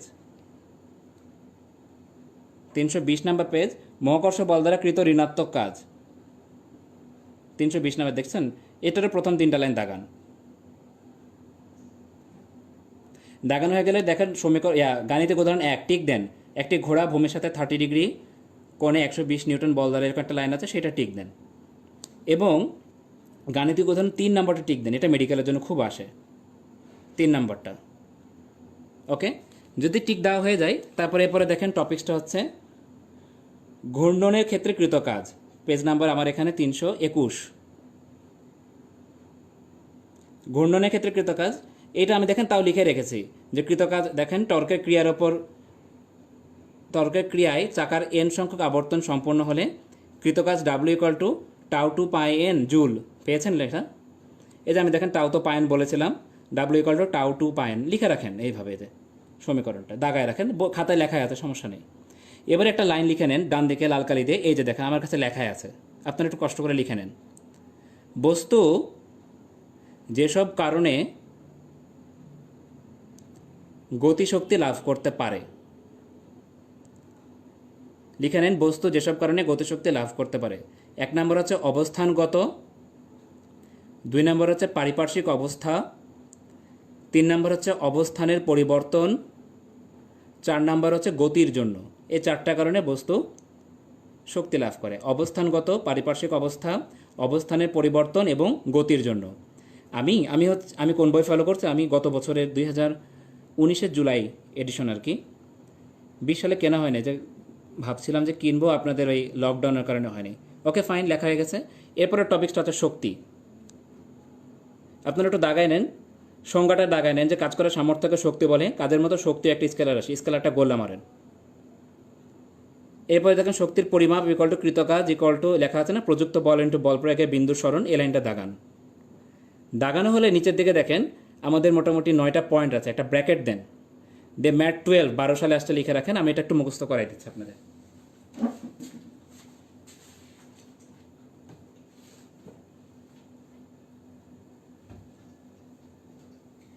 এটা মেডিকেলে আসছিল, শক্তির প্রকারভেদ, ম্যাথ 12।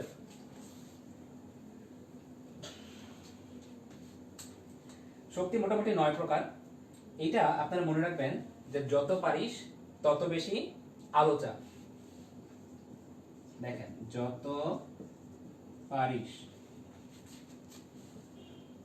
তত বেশি আলো চা। যতে যান্ত্রিক শক্তি 1 নম্বরে দেখেন যান্ত্রিক শক্তি, ততে তাপ শক্তি 2 নম্বরে আছে, তাই না, তাপ শক্তি। পথে পারমাণবিক শক্তি দেখো 8 নম্বরে পারমাণবিক শক্তি লেখা আছে। রাসায়নিক শক্তি 7 আছে। সৌর শক্তি দেখো 9 নম্বরে সৌর শক্তি। তততে তড়িৎ শক্তি 6 নম্বরে তড়িৎ শক্তি। বতে বিদ্যুৎ শক্তি, মানে তড়িৎ শক্তি হতে বিদ্যুৎ শক্তি হতে হয়, এটা সমস্যা নেই। তালব্যস্যতে শব্দ শক্তি। আলোতে আলোক শক্তি গোটাটাই 3 নম্বরে আলোক শক্তি। চাতে চুম্বক শক্তি 2 নম্বরে। কত নম্বর চুম্বক হচ্ছে? 5 নম্বরে চুম্বক শক্তি। এই হচ্ছে না, যত পারিস তত বেশি আলো চা। মনে থাকবে? নিজে নিজে এখন আবৃত্তি করেন, মানে মনে মনে বলেন, যত পারিস তত বেশি আলো চা।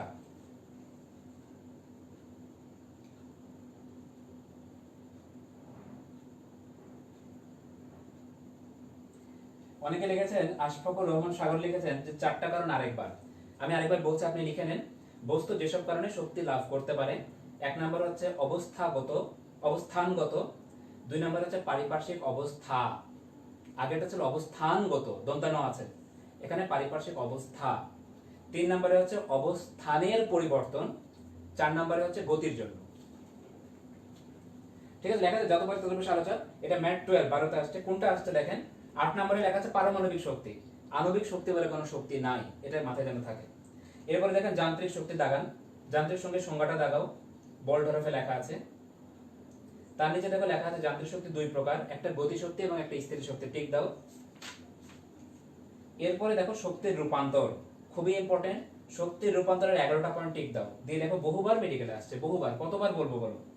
ডেন্টাল 2016, ম্যাট 2016, ম্যাট 2019 মনে হয়, এছাড়া ম্যাট 11-12 সালের দিকে বহুবার আসছে।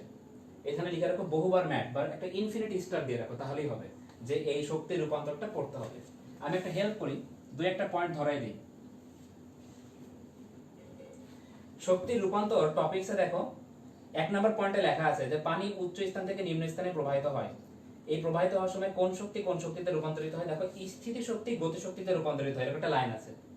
এই লাইনটা আসছিল মেডিকেল 2016 সালে, ম্যাথ 16। আচ্ছা, 5 নম্বর পয়েন্টে বললাম আরো, আর 7 নম্বর পয়েন্টে গোল করো। 5 নম্বর পয়েন্টকে দেখো, ক্যালসিয়াম, পটাশিয়াম ইত্যাদি ধাতুর উপর যদি আলো পড়ে, ধরো একটা ক্যালসিয়াম বা পটাশিয়াম বা সোডিয়াম, এর উপরে আলো পড়লো আর এখান থেকে ইলেকট্রন নির্গত হলো। তাহলে আলো পড়লো, ইলেকট্রন নির্গত হলো, তাহলে এখানে কি হলো? আলোক শক্তি তড়িৎ শক্তিতে রূপান্তরিত হলো। কিন্তু যখন আমরা আগেকার যুগে ফটোগ্রাফি করি, এখন তো আসলে আমরা সব ডিজিটাল ক্যামেরা এইসব তুলি, আগে নেগেটিভ ফিল্ম তৈরি হতো। নেগেটিভ ফিল্ম বলতে, আগেকার যুগে ছবি তোলা কিন্তু খুব কঠিন ছিল, বুঝছো?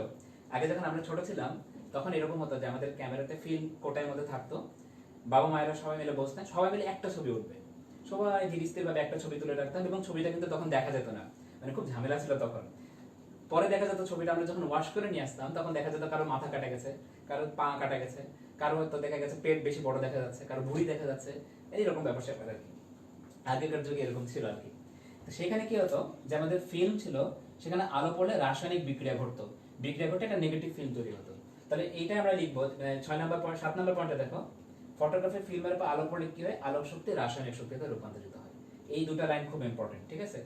এছাড়া আমরা বিদ্যুৎ শক্তিকে 9 নম্বর পয়েন্ট দেখো, শব্দ শক্তিতে আমরা রূপান্তর করতে পারি অনেক কিছু। একটা পয়েন্ট লিখে নাও, ডেন্টাল 2016-তে আসছে, সেটা হচ্ছে উপরের দিকে লিখে নাও। সৌর চুল্লিতে ভাত রান্না করলে, আমি একটু তোমাদের দেখাচ্ছি, আমার লেখা আছে এখানে, এই যে দেখো লেখা দেখা যাচ্ছে, সৌর চুল্লিতে ভাত রান্না করলে আলোক শক্তি তাপ শক্তিতে রূপান্তরিত হয়। এটা ডেন্টাল 2016-তে আসছে, লেখো ড্যাট 16। সৌর চুল্লিতে ভাত রান্না করলে আলোক শক্তি তাপ শক্তিতে রূপান্তরিত হয়।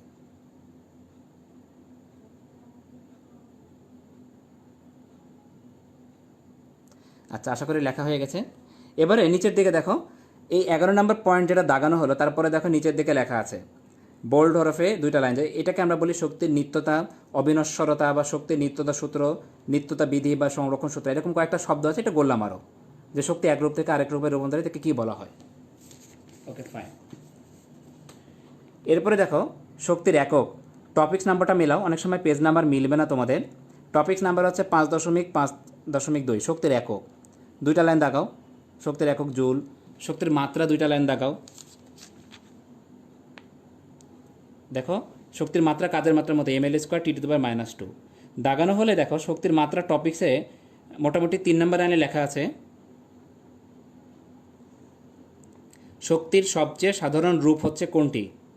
দেখো যান্ত্রিক শক্তি বোল্ড হরফে লেখা আছে শক্তির সবচেয়ে সাধারণ রূপ হচ্ছে কোনটি। এটা একটা আমি মার্কার দিয়ে মেরেছি, তোমরা মার্কার দিতে পারো অথবা একটা করতে পারো, ডাবল স্টার বা মানে স্টার দিতে পারো। এরপরে দেখো নিচে লেখা আছে অনুধাবনমূলক কাজ। অনুধাবনমূলক কাজে দেখো 2 নম্বর পয়েন্টে লেখা আছে 2 নম্বর লাইন যে সমবেগে গতিশীল বস্তুর ক্ষমতা শূন্য যা বেগের উপর নির্ভরশীল নয়, এই লাইনটা দাগাও। দাগানো হয়ে গেলে এরপরে টপিক্সে আসো, সমীকরণ টপিক্স 5.6 গতিশক্তি।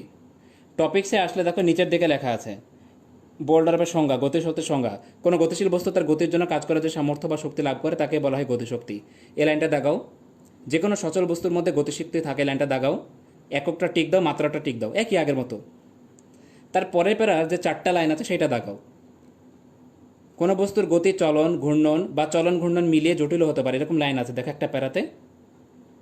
সেখানকার 3 নম্বর লাইনটা মার্কার দাও, বিনা বাধায় পতনশীল বস্তুর গতিশক্তি হচ্ছে রৈখিক গতিশক্তি। দেখো আমিও মার্কার দিয়ে দিয়েছি, যাদের মার্কার নেই তারা একটু বোল্ড হরফে অথবা করো। এখন ব্লার আসছে না, এই যে দেখো। তারপরে পাতা উল্টাও, আমিও পাতা উল্টালাম। পাতা উল্টে দেখো উদাহরণ, পরপর 3টা উদাহরণ টিক দাও, 1 2 3 3টা উদাহরণ টিক দাও। নিজে করার পরে দেখো 2টা লাইন আছে, নদীর স্রোতের গতিশক্তি নৌকাকে ভাসিয়ে নিয়ে চলে, এই লাইনটা আছে, এটা দাগাও। এই 2টা লাইন দাগাও। দাগানো হলে পরে টপিক্সে আসো গতিশক্তি রাশিমালা প্রতিপাদন, এই টপিক্সে আসো। এই টপিক্সে আমাদের তেমন একটা লাইন লাগবে না, দেখো নিচের দিকে একটু লেখা সমীকরণ 5.26 হাফ mv², অতএব গতিশক্তি kinetic energy equal to half mv² সমান হাফ ইন্টু ভর ইন্টু বেগের বর্গ লেখা আছে না, এটা বক্স করো। বক্স করা হয়ে গেলে এই পেজ আর দাগানোর দরকার নাই, পাতা উল্টাও। গুড। ওরে আল্লাহ, এই জিনিসটা ভয়াবহ অবস্থা, এটা যে কীভাবে আপনারা দাগাবেন দেখেন। পরে একটা সমীকরণ আছে, যে সমীকরণ থেকে আমরা কিছু সিদ্ধান্তে আসতে পারি। 1 2 3 4 এখন 4টা পয়েন্টার আছে, সেই 4টা পয়েন্টার টিক দেন। গতিশক্তি ভরবেগের মধ্যে সম্পর্ক, লাইনটা দেখা যাচ্ছে কিনা, টিক দিয়ে লেখেন হাফ ইন্টু ভরবেগের বর্গ ডিভাইডেড বাই ভর, এটা বক্স করেন, দিয়ে লিখে রাখেন ম্যাথ 16। আচ্ছা ঠিক আছে, এই জায়গাটা আমি একটু আপনাদের বোর্ডে যাই। আপনারা নিশ্চয়ই ছবিটা দেখছেন, ভয়াবহ অবস্থা। এই জিনিসটা আমার 3টা ভিডিও আছে, আপনারা যে আপনাদেরকে আগে দিন বলছিলাম বোধহয়, আমাকে ডন ভাই বলেছিলেন, তার জন্য আমি আসলে ভিডিওটা বানাইছিলাম। আমার নাম দিয়ে একটু আমার ইউটিউব চ্যানেলে ঢুকবেন, ঠিক আছে? আমার কোনো আসলে ওইরকম বাণিজ্যিকভাবে টার্গেট করা হয়নি, তো যার জন্য আসলে নামটাও চেঞ্জ করা হয়নি, ওই নামই খুলে ফেলছি। ওইখানে আমি এই যে ভরবেগের উপর যত প্রশ্ন হয়, খালি মেডিকেলে না, মেডিকেল, বুয়েট, ভার্সিটি, যতগুলো অ্যাডমিশন টেস্টের প্রশ্ন হয় সবগুলো গুছিয়ে আমি মাত্র 5 মিনিট মানে 15 মিনিটের একটা ক্লাস নিয়েছিলাম। ওটা আবার ভেঙে ভেঙে দিয়েছি, এক একটা 3টা পার্টে ভাগ করেছি, এক একটা পার্ট প্রায় 5 মিনিট করে আর কি। ওই ভিডিওটা দেখে নেবেন, এই প্রত্যেকটা প্রশ্ন লেখা আছে ওখানে, প্রত্যেকটা ব্যাখ্যা দেওয়া আছে, এবং এই টপিকসটা খুবই ইম্পর্টেন্ট। এই টপিকস থেকে আপনাদের প্রশ্ন হবেই, এমসিকিউ, যে সামনে যারা এইচএসসি দিবেন তাদের তো হবেই, এবং এইচএসসি বাদ দিয়েও যারা অ্যাডমিশন টেস্ট দিবেন এই টপিকস থেকে প্রশ্ন পাবেন। সেই টপিকসটা হচ্ছে গতিশক্তি এবং ভরবেগের মধ্যকার সম্পর্ক। এখান থেকে প্রশ্ন কতভাবে করতে পারে আমার ওই মানে লেখা আছে, তোমরা একটু কষ্ট করে ওইখান থেকে এটা পড়ে নিবে, ঠিক আছে? এরপরে টপিকটা দেখো কাজ শক্তি উপপাদ্য, লাইনটা দেখো। আমি আবার তোমাদের কাছে আসি, তাহলে তোমাদের সুবিধা হবে, মাঝে মধ্যে মিস যায় যদি। বই যদি একই হতো ভালো হতো, বই যেহেতু আলাদা তো এই জন্য এই জিনিসটা ওগুলো লেখা আছে, অসুবিধা নেই। এবারে কাজ শক্তি উপপাদ্য দেখো 5.7 নম্বর টপিকস, কোনো বস্তুর ওপর ক্রিয়ারত লব্ধি বল কর্তৃক কৃত কাজ তার গতিশক্তির পরিবর্তনের সমান, লাইনটা দাগাও। দাগানো হলে নিচের দিকে দেখো লেখা আছে বলের দ্বারা কৃত কাজ সমান সমান গতিশক্তি সমান সমান গতিশক্তির পরিবর্তন, লাইনটা দাগাও। 2-একটা লাইন মিস গেলে ভর তো কারণ নাই ভাই আপুরা, কারণ এইটা তো তোমার থেকে যাচ্ছে ভিডিও, তোমরা আবার পরে ঠান্ডা মাথায় রাত্রে শোয়ার আগে হোক বা সকালবেলা উঠে হোক ভিডিওটা দেখে নিতে পারো। যে জায়গাগুলো ঝামেলা সে জায়গায় হোল্ড করে নিয়ে লাইনগুলো মিলাই নিতে পারবে। ওই জন্য ভয়ের কোনো কারণ নেই। ব্লার আসছে মনে হয়, এই যে ঠিক আছে। আবার পেজ নাম্বার হচ্ছে 326। দেখো 326 নাম্বার পেজে উপরে দুটা লাইন দাগাও। আমি লাইনটা বলি, ব্লার আসছে। কোনো বস্তুর উপর ক্রিয়ারত লব্ধি বল কর্তৃক কৃত কাজ তার গতিশক্তির পরিবর্তনের সমান। এবারে দেখো গতিশক্তি কি ঋণাত্মক হতে পারে? নিচের দিকে দেখো সমস্যা সমাধান। ওই লাইনটা টিক দিয়ে তারপরে 2-3টা লাইন দাগাও যে গতিশক্তি ধনাত্মক বা ঋণাত্মক হতে পারে, সবই হতে দাগাও। নিচের দিকে দেখো সবার লাস্টে লেখা আছে হালকা বস্তুর গতিশক্তি ভারী বস্তুর গতিশক্তি চাইতে বেশি হবে, এই লাইনটা দাগাও। নেক্সট পেজে দেখো পেজ নাম্বারটা কত লেখা আছে, 327। এখানে দেখো লেখা আছে যে ভারী বস্তুর ভরবেগ হালকা বস্তু ভরবেগের যাতে বেশি, এই লাইনটা দেখো। এটা একটা স্টার চিহ্ন দেয়, এটা একবার মেডিকেলে আসছিল, বুঝছো? এই জন্য গাণিতিক উদাহরণ 1 নম্বর এই অঙ্কটা আমরা করাই দিই না, এই অঙ্কটা মেডিকেলে কখনোই দেয় না। তারপরে তোমরা শর্টকাট টেকনিক লিখে রাখতে পারো। হ্যাঁ, এটা ভার্সিটিতে মানে বুয়েটে একবার দেখছিলাম যে দিয়েছিল, কিন্তু মেডিকেল বা ভার্সিটিতে সাধারণত দেয় না এরকম মানে জটিল একটা অঙ্ক। এই জন্য ঠিক আছে, আমরা পরের অঙ্কটা করব। একটা রাইফেলের গুলি একটা তক্তা ভেদ করতে পারে, যদি মানে গুলির বেগ 3 গুণ করে কয়টা তক্তা ভেদ করতে পারবে? দেখো এই অঙ্কটা মেডিকেলে কয়েকবার আসছে, ম্যাট 8, ম্যাট 05। আমি লিখে রাখছি আপনাদের জন্য।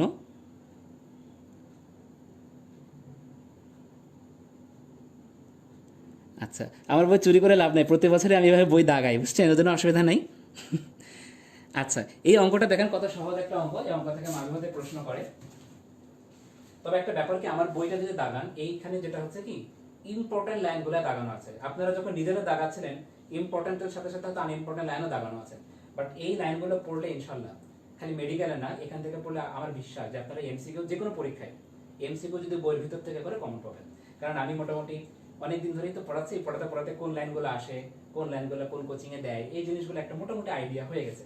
ঠিক আছে, একটা রাইফেলের গুলি দেখেন একটা তক্তা ভেদ করতে পারে, গুলির বেগ 3 গুণ করা হলে একই পরিতে কয়টা তক্তা ভেদ করতে পারবে? তাহলে কত আছে, গুলির বেগ 3 গুণ করা হলে এটা একটা হচ্ছে n স্কয়ার। যদি গুলির বেগ n গুণ করি তাহলে আমাদের তক্তা ভেদ করতে পারবে n স্কয়ার, তার মানে 9টা তক্তা। দেখেন এটা একটা ছোট্ট অঙ্ক, একটা বাবু অঙ্ক। বাবু অঙ্ক না, পিচ্ছি একটা এক লাইনের অঙ্ক। ঠিক আছে, আমি একটা প্রশ্ন দেব, এটার জন্য আসলে এখানে উঠে আসা।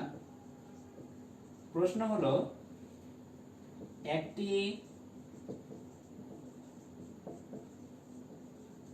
রাইফেলের গুলি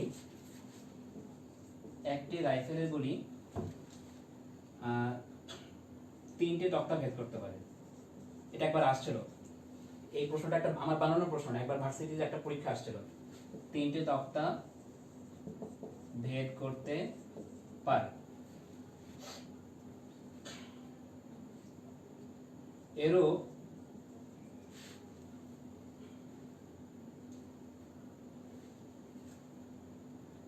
9টি তক্তা দেন। এরূপ 9টি তক্তা ভেদ করতে হলে গুলির বেগ কত গুণ করা লাগবে? এই একটা প্রশ্ন, আপনারা কমেন্ট করে জানান তো কত আনসার আসবে। এগুলো সব বাবু অঙ্ক, মানে পিচ্ছি অঙ্ক। মেডিকেলে পড়িতে হয়, লাস্টে পেডিয়াট্রিক্স ডিপার্টমেন্টে ছিলাম, যার জন্য বাবুদের নিয়ে কাজ কারবার করা লাগছে, তাই সবসময় বাবু বাবু চলে আসছে। এখন তো আপনারা আবার বাবু মানে অনেক ধরনের অর্থ বোঝান। বড় বড় মানুষদেরকেও দেখি যে অনেকে এটা আসলে ম্যান টু ম্যান ভেরি করে। যাই হোক, আমি বাবু মানে পিচ্ছি বুঝি, এটা বেশি কিছু বুঝি না। তাহলে একটি রাইফেলের গুলি 3টে তক্তা ভেদ করতে পারে, এরকম 9টি তক্তা ভেদ করতে হলে গুলির বেগ কত গুণ করা লাগবে? কমেন্ট করে জানান দেখি।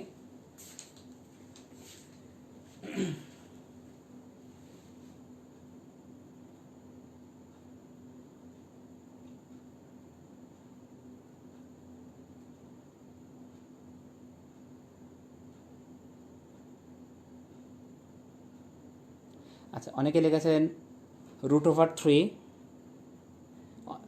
আচ্ছা, অনেকে লিখেছেন 3, তারপরে লিখেছেন নওশিন √3, রেশা লিখেছেন √3, তারপরে লিখেছেন মাসুমা আক্তার 3, আনোয়ার হোসেন 3, রনক 3, সঞ্জিদা ওয়াহাব 3, সাব্বির 3, মাহমুদা রশিদ 3, মারিয়া সিদ্দিকা 3, ইনফিনিটি টার্গেট আপনি লিখেছেন 3।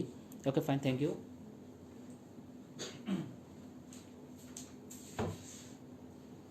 সাদিয়া লিখেছেন 3। আসলে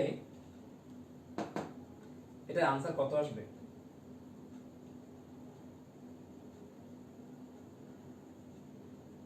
অনেকে লিখেছে √3, অনেকে লিখেছে 3।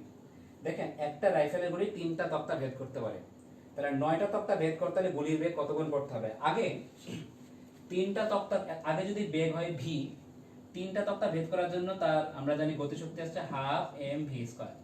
3টা তক্তা ভেদ করতে পারে, তার মানে 9টা তক্তা ভেদ করতে সোজা হিসাব। দেখেন বাবু অঙ্ক এগুলো পিছিয়ে পিছিয়ে 9কে আগে 3 দিয়ে ভাগ করেন, কারণ একটা গুলি আগে 3টা তক্তা ভেদ করতে পারতো। তাহলে আমরা একটা তক্তা ভেদ করতে কত বেগ লাগবে সেটাকে বের করি, 3 × 9, 3 গুণ। তার মানে আমাদের আসলে বেসিক্যালি গুলির যেটা আমাদের 12 mv², টোটালটার মান হওয়া লাগবে 3। তাহলে যদি v² এর মান আমার আসলে হওয়া লাগবে 3, এটা কি বুঝাতে পারলাম? আমি খুব শর্টকাটে বলতেছি, আসলে এত দ্রুত করলাম।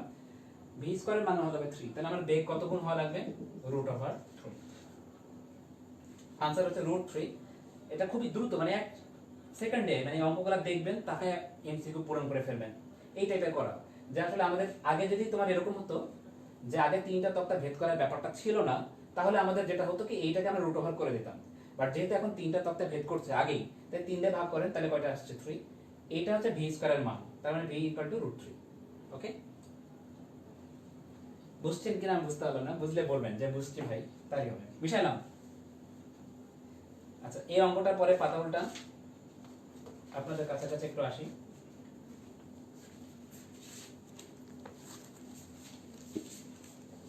তাহলে আমরা এই অঙ্কটা করে ফেললাম, যে দেখে রাইফেলের গুলিতে অঙ্কটা হয়ে গেল। এটা হচ্ছে মেডিকেল আসছে, পাতা উল্টাই।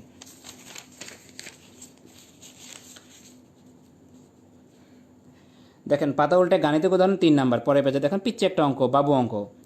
সেটা হচ্ছে 2000 কেজি ভরের একটা ট্রাকের ভরবেগ 200 কেজি মিটার/সেকেন্ড হলে গতিশক্তি কত? এই অঙ্কটা টিক দেন, এটা একটা স্টার চিহ্ন দেন, ঠিক আছে? এই বড় বড় অঙ্ক লাগবে না, 5 নম্বর অঙ্কগুলো লাগবে না, এগুলো আসলে আমাদের মেডিকেলে লাগে না। এরপরে 6 নম্বর অঙ্কটা একটা গোল্লা মারেন, 6 একটা গোল্লা মারেন, আর 8 নম্বর অঙ্কটা একটা গোল্লা মারেন, ঠিক আছে? এরপরে বিভব শক্তি টপিকসে আসেন। আমার বই হচ্ছে 330 নাম্বার পেজ। দেখেন টপিক্স নাম্বারটা মিলবে হয়তো আপনাদের সাথে, না মিললেও। সেটা হচ্ছে স্থিতিশক্তি ও বিভব শক্তি বা বিভব শক্তি, টপিক্স হচ্ছে 5.8। এই টপিক্সে সবাই আসেন। আসলে সংজ্ঞাটা দাগান, বিভব শক্তির সংজ্ঞা দাগানো হয়ে গেলে দেখেন যে ক, খ, গ 3টে পয়েন্ট আছে, টিক দেন। টিক দেওয়া হয়ে গেলে দেখেন খ নাম্বারে একটা ইম্পর্ট্যান্ট লাইন আছে, মার্কার হাতে নেন। মার্কার হাতে নিয়ে দেখেন খয়ের 2 নাম্বার যেটা প্যারা লেখা আছে, ধনুকের ছিলাতে তীর লাগিয়ে টানলে ধাতব পাতকে রবার দ্বারা প্রসারণ করলে সকলে কি পরিবর্তনের জন্য, দেখো লেখা আছে আমি আকার গোল্লা মারছি না, আপনারা গোল্লা মারেন, এগুলো আকার পরিবর্তনের জন্য স্থিতিশক্তি লাভ করে। আর গ নাম্বার লাইনটা টিক দেন, দিয়ে একটা স্টার চিহ্ন দেন। আমি দেই নাই, পড়ে যাচ্ছিলাম, আমি দেই নাই।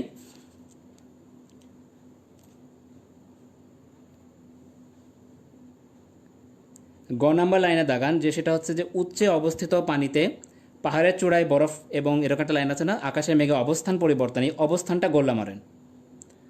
ওকে,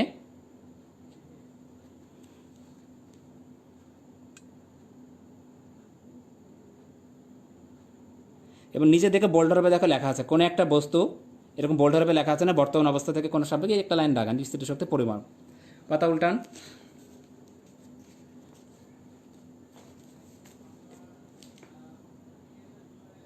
পেজ নাম্বার হচ্ছে 331। সেটা হচ্ছে কাজ। সূর্যের চারিদিকে অবস্থানের জন্য পৃথিবীর স্থিতিশক্তি গতিশক্তিগুলো কেমন হয় ব্যাখ্যা করো। এটা তুমি যে প্যারাটা আছে 3টা লাইন দাগাও, যে সূর্য থেকে গ্রহের দূরত্ব বেশি, এরকম একটা লাইন আছে, দাগাও। স্থিতিশক্তির প্রকারভেদ 1, 2, 3, 3টা পয়েন্ট টিক দাও। বাম দিকে লিখে রাখো অস্থিতি, মনে রাখার টেকনিক। স্থিতিশক্তির প্রকারভেদ টেকনিক মনে রাখবে অস্থিতি দিয়ে। অভিকর্ষ স্থিতিশক্তি, স্থিতিস্থাপক বিভব শক্তি, তড়িৎ বিভব শক্তি। দেখেন অস্থিতি মনে থাকবে, স্থিতি মনে হয় অস্থিতি দিয়ে। আচ্ছা, এরপরে আসলে ওই পেজেই আর তেমন দাগানোর কিছু নাই। দেখেন অভিকর্ষ, তারপরের টপিক্সটা অভিকর্ষ স্থিতিশক্তি বিভব শক্তির গাণিতিক রাশিমালা। এটা দেখেন অভিকর্ষ স্থিতিশক্তির, এটার প্রথম প্যারার লাস্ট লাইনটা দাগান, যে এক্ষেত্রে ভূপৃষ্ঠকে প্রামাণ্যতল হিসেবে বিবেচনা করা হয়, এই একটা লাইন দাগান। আর তেমন লাগবে না। নিচের দিকে দেখেন লেখা আছে পটেনশিয়াল এনার্জি মানে পিই ইকুয়াল টু এমজিএইচ, মানে ভর ইন্টু অভিকর্ষ ত্বরণ ইন্টু উচ্চতা। এটা দাগান, তারপরে দেখো বোল্ড হবে লাস্ট লাইন দাগাও। ভূপৃষ্ঠে এইচ এর মান শূন্য হয়, অভিকর্ষ বিভব শক্তি শূন্য হবে। দাগানো হয়ে গেলে পরে পেজে আসো। আমার হচ্ছে পেজ নাম্বার 332, তোমাদের হয়তো মিলবে কিনা।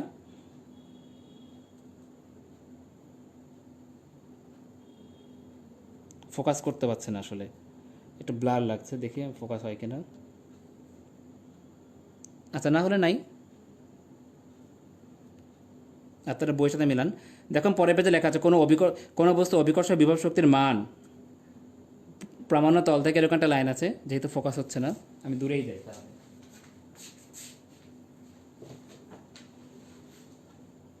ওই লাইনটা দাগান, তারপরে পেরা দেখেন যে বিভব শক্তির মান ধনাত্মক ঋণাত্মক উভয় হতে পারে। এটা নির্ভর করে প্রসঙ্গ বা প্রামাণ্য তলের ওপর। ভূপৃষ্ঠকে প্রামাণ্য তল বিবেচনা করলে এরকম লাইনটা আছে, এটা দাগাও। তারপর অনুসন্ধানমূলক কাজ লেখা আছে, সেটা টিক দাও। তার আগে দেখো কাজ লেখা আছে চৌবাচ্চা দিয়ে, সেটাও টিক দাও। তারপরে 2 লাইন দাগাও। অনুসন্ধানমূলক কাজের পরে 3টা লাইন টিক দাও। দেওয়া হয়ে গেলে গাণিতিক উদাহরণ 1। গাণিতিক উদাহরণ 1, এটা বললাম আরো ইনফিনিটি স্টার, মানে ভেরি ভেরি ইম্পর্টেন্ট। 5টা স্টার দাও গুনে গুনে। কি লেখা আছে? 30 মিটার উচ্চতা থেকে একটা বস্তু বিনা বাধায় পড়তে দিলে কোথায় এর গতিশক্তি বিভব শক্তির দ্বিগুণ হবে, এরকম একটা লাইন লেখা আছে। মনে করি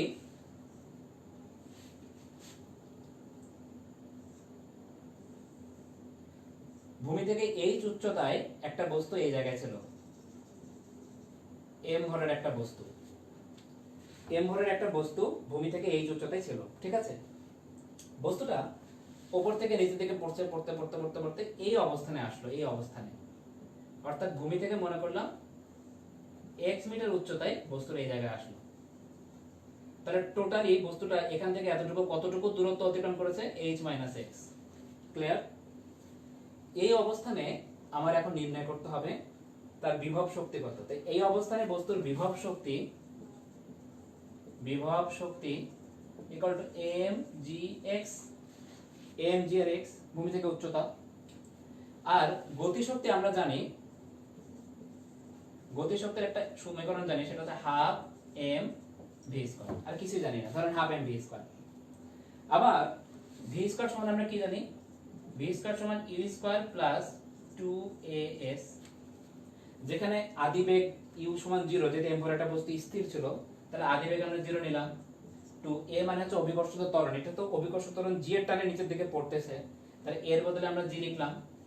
আর s মানে হচ্ছে সরণ, মানে এইখান থেকে এতটুকুতে কতটুকু সরণ হলো, এখানে কতটুকু সরণ হলো? h - x। তাহলে h - x আলটিমেটলি যেটা দাঁড়ালো 2g h - x। এই যে 2g h - x v স্কয়ারের বদলে বসাই এখানে, তাহলে গতিশক্তি দাঁড়ালো হাফ m *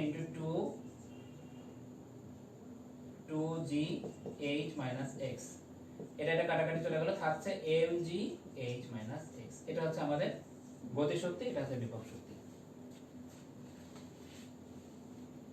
এখন গতিশক্তি যদি বিভব শক্তির n গুণ হয়, তার মানে গতিশক্তি,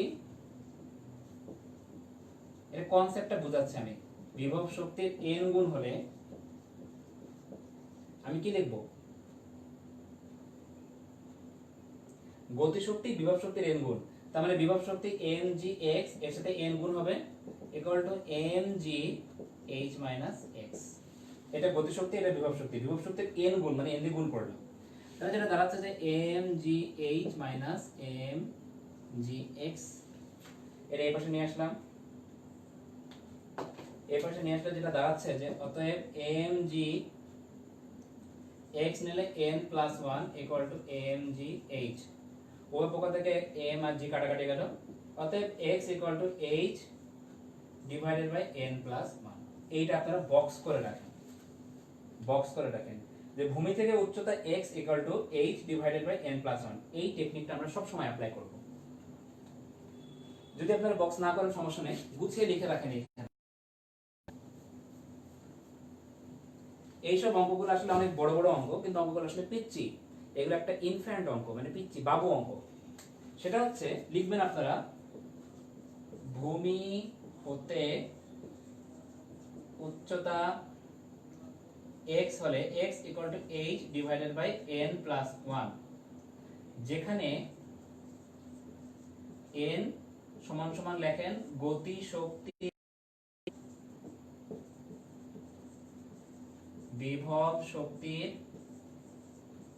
যত গুণ, এইটুকু লিখে রাখেন বইয়ে অঙ্কের পাশেই লিখে রাখেন, ছোট ছোট জিনিস।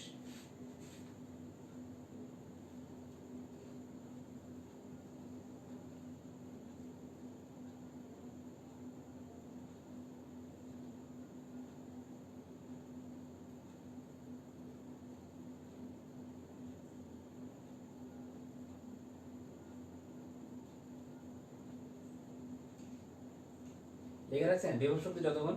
তাহলে এই অঙ্কটা করেন, মিশাই দিলাম।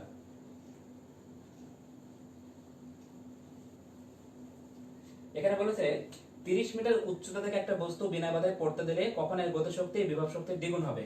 তার মানে n এর মান হচ্ছে 2 আর উচ্চতা h হচ্ছে 3।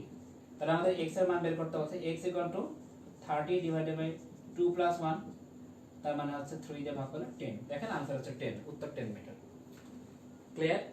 সবাই একটু বাহ লিখেন তো, বাহ কমেন্টে।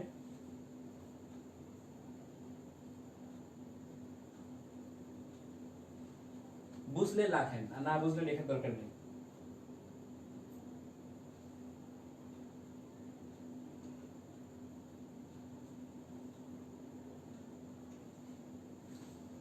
ফোকাস ঠিক নেই নাকি, বোঝা যাচ্ছে না কেন? ফোকাস মনে হয় কম বেশি হয়ে গেছে, একটু থামেন।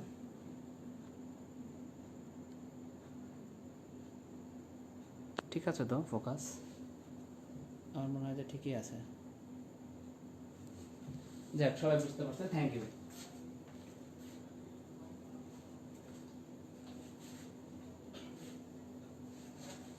এই টাইপের বহুত অঙ্ক আসবে, আপনারা পারবেন। গাণিতিক উদাহরণ 2, 4, 5 এগুলো গোলা মারেন। গোল করা হয়ে গেলে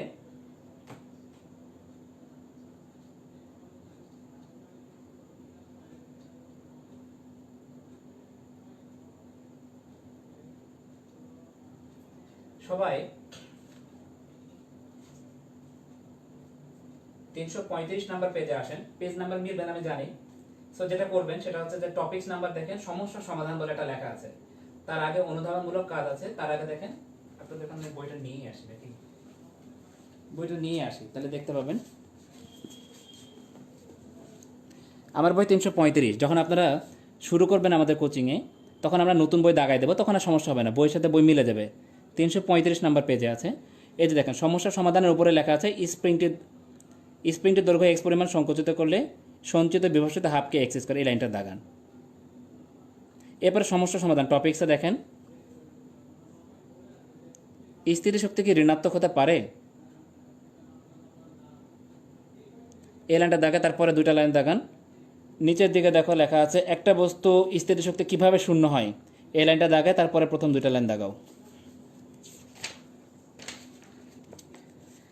পরের ইয়েতে দেখো, আল্লাহ এখানে তো বোঝা যাচ্ছে না, আচ্ছা আমি বলে দিই।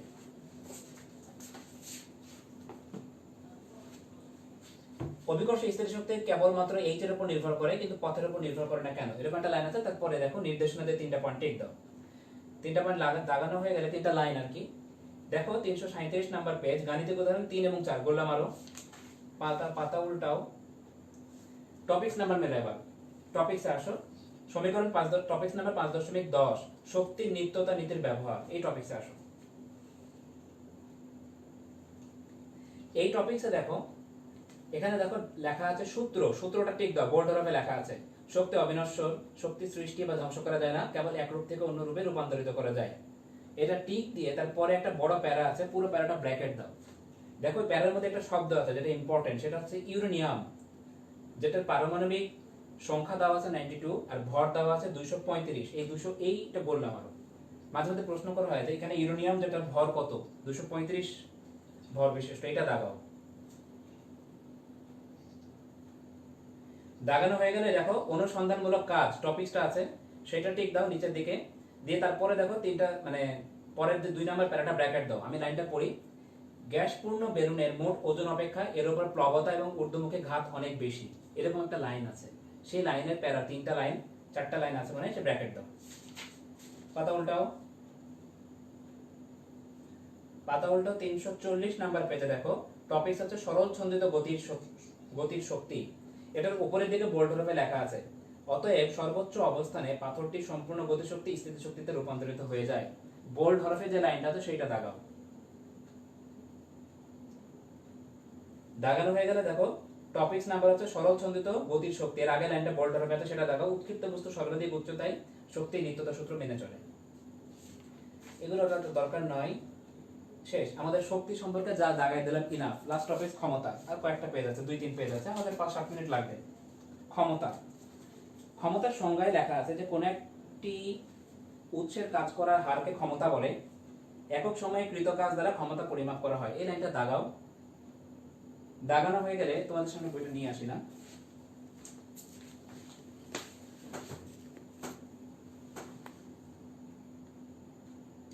এই যে পেজ নাম্বারটা দেখো, 342 নাম্বার পেজ। ক্ষমতা সংজ্ঞাটা দাগাও। তারপরে দেখো সমীকরণ 5.40, পি ইকুয়াল টু কাজ বাই সময় W/T, Fs/T বা Fb, এটা বক্স করো। তারপরে নিচের দিকে দেখো লেখা আছে ক্ষমতা একটি স্কেলার রাশি, ক্ষমতা কেবলমাত্র কাজের পরিমাণের উপর নির্ভর করে না। এরকম করে একটা লাইন, 2টা লাইন দাগাও। তারপরে যে প্যারাটা একটা দাগ টানো বা একটা টিক চিহ্ন দাও, এটা একবার রিডিং পড়বে। ক্ষমতার এককটা পড়বে জুল পার সেকেন্ড অথবা ml² T⁻³ এর আরো একটা একক হচ্ছে ওয়াট। এগুলো একটা গোল্লা মারো, নিচের দিকে দেখো কিলোওয়াট, এটা আমরা পড়ি।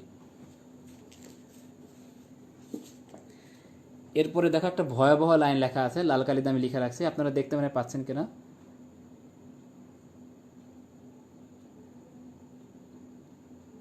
এই তো গুড। 300 কত নাম্বার? 43 number page. দেখো প্রতি সেকেন্ডে 746 জুল কাজ করার ক্ষমতাকে এক অশ্ব ক্ষমতা বলে। এটা দাগে লেখার ম্যাথমেটিক্যালে আসছে। এক অশ্ব ক্ষমতার সমান 746 জুল পার সেকেন্ড বা 746 ওয়াট। সমান সমান দিয়ে একটু লিখে রাখো বইয়ে 550 ফুট পাউন্ডাল পার সেকেন্ড, এটা আরেকটা বইয়ে লেখা আছে। এবং জেমস ওয়াট এটি প্রবর্তন করেন, এটাও লিখে নাও। জেমস ওয়াট এটি প্রবর্তন করেন 550 ফুট পাউন্ডাল পার সেকেন্ড। এরপরে দেখো ব্যবহারিক একক, ক্ষমতার ব্যবহারিক একক লাইনটা দাগাও। দিয়ে দেখো লেখা আছে 1 কিলোওয়াট ঘন্টা সমান 3.6 × 10⁶ জুল। এটা মেডিকেল 2002 সালে আসছে, ম্যাট 02। এবার দেখো 1 ওয়াট সমান 1 জুল পার সেকেন্ড, 1 কিলোওয়াট সমান 1000 ওয়াট, 1 মেগাওয়াট সমান 1000 ওয়াট বা 10⁶ জুল পার সেকেন্ড। এটা ম্যাট লেখা আছে, ম্যাটটা দাগাও। তারপরে নিচের দিকে দেখো লেখা আছে ক্ষমতার মাত্রা সমীকরণ ml² T⁻³ এটা গোল করো, গোল করে লেখো ডেন্টাল 2005 মানে 2005 সালে আসছিল। এবার ক্ষমতা বল বেগের মধ্যে সম্পর্ক, এই লাইনগুলো একটা দাগাত। পি সমান Fs/T বা Fv, পি সমান দেখো নিচের দিকে লেখা আছে Fv cos θ বা পি সমান F⁻v লেখো। নিচের দিকে দেখো কৌণিক ক্ষমতা টর্ক, ক্ষমতা সমান টর্ক ইন্টু কৌণিক বেগ। একটু একটু দাগাই নিবা, ঠিক আছে? ওকে, তাহলে কি দাগালেন? অনেকক্ষণ তো দাগালেন। একটা প্রশ্ন দেই, সবাই বই দেখবেন না, ঠিক আছে? জাস্ট ডিরেক্ট আনসার করেন।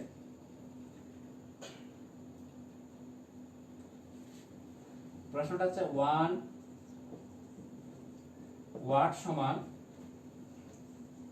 কত হর্স পাওয়ার, মানে অশ্ব ক্ষমতা।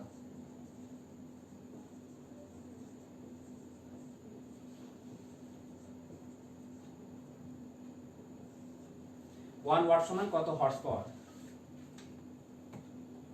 উত্তরটা কমেন্ট বক্সে জানান তো কত।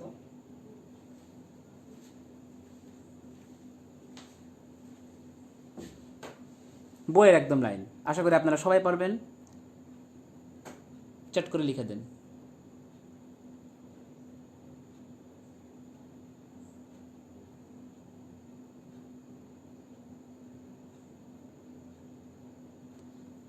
Very good. পম্পি আক্তার রেসা, আপনি লিখেছেন 1/746। তাথই ঘোষ, আশফাকুর রহমান সাগর, মাসুমা আক্তার, শতাব্দী রয়, সানজানা ওয়াহাব, আফরিদা নাসিবা অনু, বুশরাত জাহান, নুসরাতুন মনিরা, আপনি লিখেছেন 0.746। দেখছি আমি সানিয়া আক্তার, মারিয়া সিদ্দিকা, রওনক ফেরদৌস, সাদিয়া জাহিন, জান্নাতুল ফেরদৌস। আচ্ছা, আমার এই ভিডিওটা কোনো ছেলে মানুষ দেখছে না? হ্যালো, আমার এই ভিডিওটা কি কোনো ছেলে মানুষ দেখছে না? একটু দু একজন ছেলে মানুষ কমেন্ট করেন তো দেখি। গুড, নজরুল ইসলাম, ঠিক আছে, থ্যাংক ইউ, আপনি একজন কমেন্ট করেছেন। ফাতেমাতুল জোহরা, ওকে, যাক, আপনারা সবাই কারেক্ট লিখেছেন। আসলে ওয়ান হর্স পাওয়ার সমান 746 ওয়াট, এই প্রশ্নটা একবার আসছিল, এই প্রশ্নটা একবার দিয়েছিল। ভেরি ভেরি স্টার দিয়ে রাখেন, এটা লিখে রাখেন। সবাই প্রথমবার যখন প্রশ্নটা আসে, সবাই কি করছিল, 746 পূরণ করে চলে আসছিল। মানে মাথা একদম গরম হয়ে গেছে, মাথা একদম প্রশ্ন যে 1 ওয়াট সমান কত হর্স পাওয়ার। কারোর কাছে কোনো খেয়ালই নাই যে হর্স পাওয়ার সমান 746 ওয়াট, এরকম মনে রাখছে, পুরা মাথা খারাপ। কিন্তু জিনিসটা উল্টাই দিচ্ছে, দেখছেন? প্রশ্নটা যদি কত অন হর্স পাওয়ার সমান কত ওয়াট, তাহলে হয়তো আপনারা 746 হতো, কিন্তু উল্টানো প্রশ্ন। সো আপনারা যারা যারা দিয়েছেন কারেক্ট। যাক, ইনফিনিটি টার্গেট, আপনাকে ধন্যবাদ। আপনি জীবন্ত জীবাশ্মের মতন এখনো বেঁচে আছেন। বেঁচে আছেন বলতে ছেলেদের এক্স ওয়াই ক্রোমোজোম বিশিষ্ট একজন মানুষ হিসেবে আত্মপ্রকাশ, মানে এখন উপস্থিত আছেন। যাই হোক, অভি, ভেরি গুড অভি। তারপর লিখছেন নুর সালিন, আপনাদেরকে ধন্যবাদ, আপনারা আছেন। ওকে, ফাইন। এর পরের টপিকসটাতে আসেন।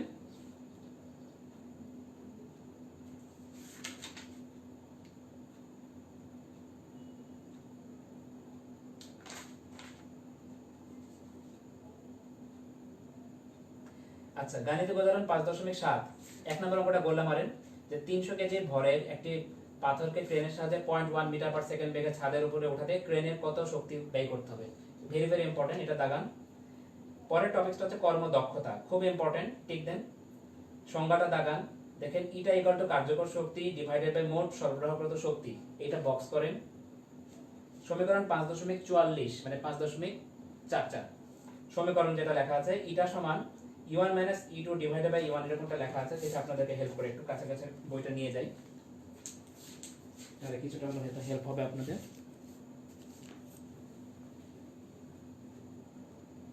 এই যে কর্মদক্ষতা টপিকসে দেখেন, এটা equal to E1 minus E2 by E1, 1 minus E2 by, এটা বক্স করেন। বাম দিকে লিখে রাখেন কার্নো ইঞ্জিনের দক্ষতা 100%। এন্ডোপ্লাজমে রেডি করে আপনি আছেন, লিখছেন, থ্যাংক ইউ। এবারে দেখেন বলের প্রকারভেদ। বল দুই প্রকার, একটা হচ্ছে সংরক্ষণশীল বল, একটি অসংরক্ষণশীল বল, ঠিক দেন। এরপরে দেখেন টপিকস 5.13.1, টপিক্সটা ঠিক দেন। সংরক্ষণশীল বল সংখ্যা কোনোদিনই দেয় না, কিন্তু যেটা লাগে উদাহরণ দেখেন, অভিকর্ষ বল, বৈদ্যুতিক বল, বিকৃতি প্রতিরোধকারী বল, একটা লাইন আছে না, স্প্রিংয়ের বিকৃতি প্রতিরোধ, এগুলো গোল্লা মারেন। গোল্লা মারে লেখা রাখেন ম্যাট 18 2018 সালে আসছিল, যে নিচের কোনটি সংরক্ষণশীল বলের উদাহরণ। পেয়েছেন? আশা করি পেয়েছেন। পাতা উল্টান।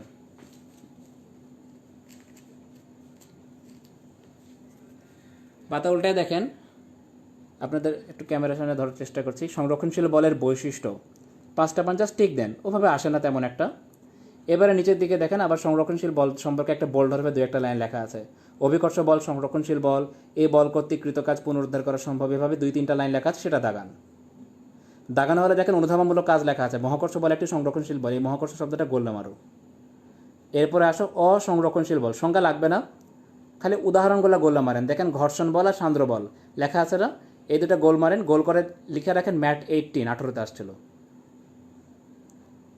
এবারে দেখেন অসংরক্ষণশীল বলের বৈশিষ্ট্য, 5টা পয়েন্ট, খালি টিক দেন, কোনো লাইনে দাগাতে হবে না, টিক দিয়ে একটু পড়ে রাখবেন, একবার রিডিং।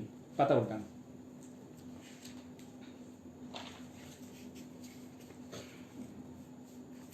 আচ্ছা, অসংরক্ষণশীল বলে পরের পেজে একটু কষ্ট করতে হবে, 346 নাম্বার পেজে দেখেন বইয়ের মাঝামাঝি একটা লাইন লেখা আছে, বিদ্যুৎ বল, চৌম্বক বল ইত্যাদি, এগুলো অসংরক্ষণশীল বল।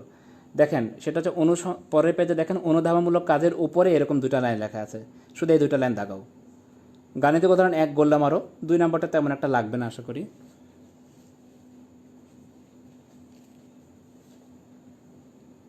তারপরে 4 নম্বর অঙ্কটা দেখো, MGH লেখাটা দেখা যাচ্ছে না, MGH এই যে একটা কুয়া থেকে ইঞ্জিনের সাহায্যে প্রতি মিনিটে 1000 কেজি 10 মিটার উচ্চতা সম্ভব, এই অঙ্কটা গোল্লা মারেন।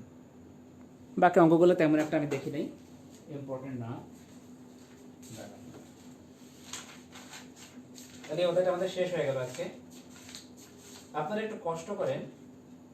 আচ্ছা, একটা প্রশ্ন দেই, কমেন্ট করে জানান। খুব সহজ, বইয়ের একটা অঙ্ক দেই। সেটা হচ্ছে যে একটা বস্তুর ভর এবং বেগ উভয় দ্বিগুণ হলে, প্রশ্ন, কোন বস্তুর ভর ও বেগ উভয় দ্বিগুণ হলে গতিশক্তি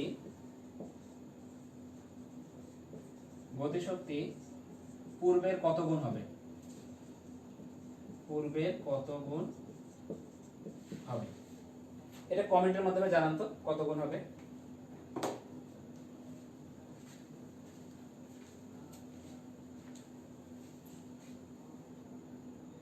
গুড, দেখা যাচ্ছে কোন বস্তুর ভর এবং বেগ উভয় দ্বিগুণ হলে গতিশক্তি পূর্বের কত গুণ হবে। কমেন্ট করে জানান তো কত গুণ হবে।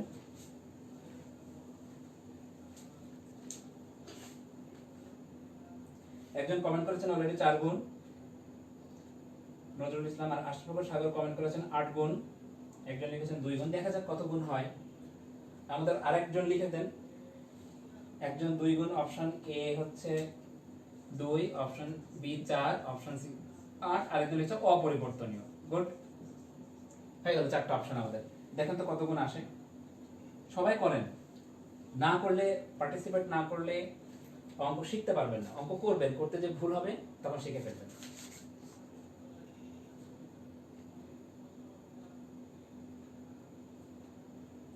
যাই হোক, 16 গুণ, 8 গুণ, অনেকে অনেক কিছু লিখেছেন। দেখেন তো কত গুণ হয়।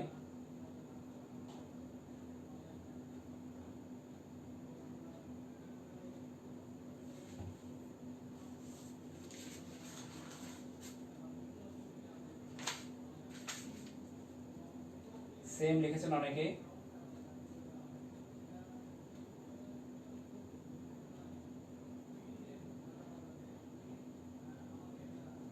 ওকে, ফাইন। আপনারা অনেকে অনেক কিছু লিখেছেন, দেখা যাক কত গুণ হয়। আগেকার গতিশক্তি ছিল কাইনেটিক এনার্জি E কে সমান হাফ এম ভি স্কয়ার। ওকে, এখন আমাদের ভরও 2 গুণ, বেগও 2 গুণ। তার মানে যেটা দাঁড়ালো, হাফ এম এর বদলে লিখলাম 2m, আর বেগের বদলে লিখলাম 2b স্কয়ার। ওকে, তাহলে যেটা দাঁড়ালো যে হাফ থাকলো, 2m থাকলো, আর এদিকে থাকছে 4v স্কয়ার। তাহলে 4 দুগুণে কত হচ্ছে? 8 into half M V square. এটাকে ই কে নয়, তাহলে আগের হচ্ছে 8 গুণ, তাহলে आंसर হচ্ছে 8 গুণ। যারা যারা 8 গুণ লিখেছেন তারা কারেক্ট, থ্যাংক ইউ। আর একটা মেডিকেলের প্রশ্ন দেই, ম্যাথ 17 দিয়ে আমি শেষ করে দেব। এই অধ্যায়টা খুবই সুন্দর করে দাগানো হলো। আপনারা যদি বইটা দাগাতে পারেন খুবই ভালো, যদি নাও পারেন কোনো ভয় নেই, আমার এই ভিডিওটা থেকে যাবে। আমি প্রয়োজনে ইউটিউবে আপলোড করে দেব। আপনারা যেভাবে ইচ্ছা ভিডিওটা দেখে নিয়ে পরে ধীর স্থির ভাবে দাগায় নিতে পারবেন, দুই একটা লাইন যদি বাদ যায়। ম্যাথ 17 এটা आंसर করেন। 2017 তে একটা প্রশ্ন আসছিল যে খুবই সহজ জিনিস এটা। 50 কেজি ভরে কোন বস্তুর ভরবেগ 50 কেজি মিটার পার সেকেন্ড হলে গতিশক্তি কত? 50 কেজি ভরের, এটা একটা কমেন্ট করে জানান। 50 কেজি ভরের কোন বস্তুর ভরবেগ 50 কেজি মিটার পার সেকেন্ড হলে গতিশক্তি কত?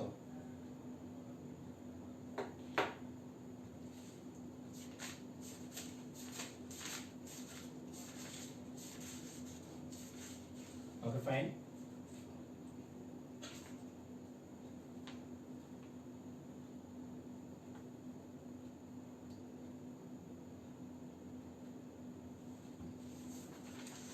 কমেন্ট করে জানান দেখি, এই অঙ্কগুলো খুবই আসে।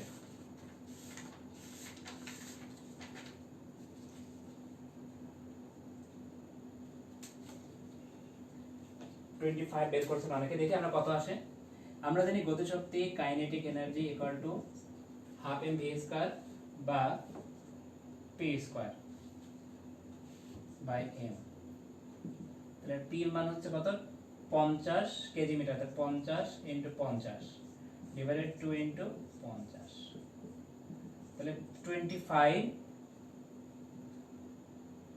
জুন। যারা 25 আনসার করেছেন তারা correct, very good, thank you. 25। আরেকটা প্রশ্ন দেই, এটা মেডিকেল আসছে, লোক সামলাতে পারছে না, দিব দেখে আপনারা পার্সেন্ট দেখে খুব ভালো লাগছে, আপনারা অনেক ট্যালেন্ট মানুষ, সবাই মেডিকেলে চান্স পেয়ে যাবেন ইনশাআল্লাহ। আরেকটা প্রশ্ন, সেটা হচ্ছে কোন একটা বস্তুর কোন একটি বস্তুর গতিশক্তি তার ভরবেগের সমান হলে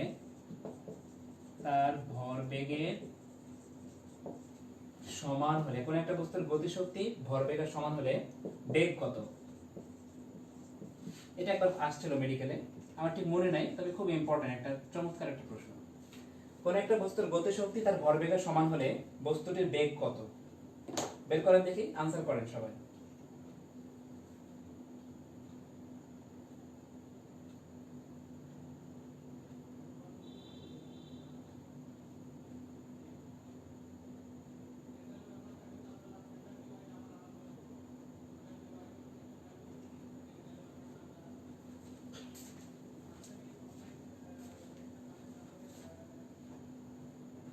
লেখা কি দেখা যায়? যাচ্ছে। কোন একটা বস্তুর গতিশক্তি তার ভরবেগের সমান হলে বস্তুটির বেগ কত?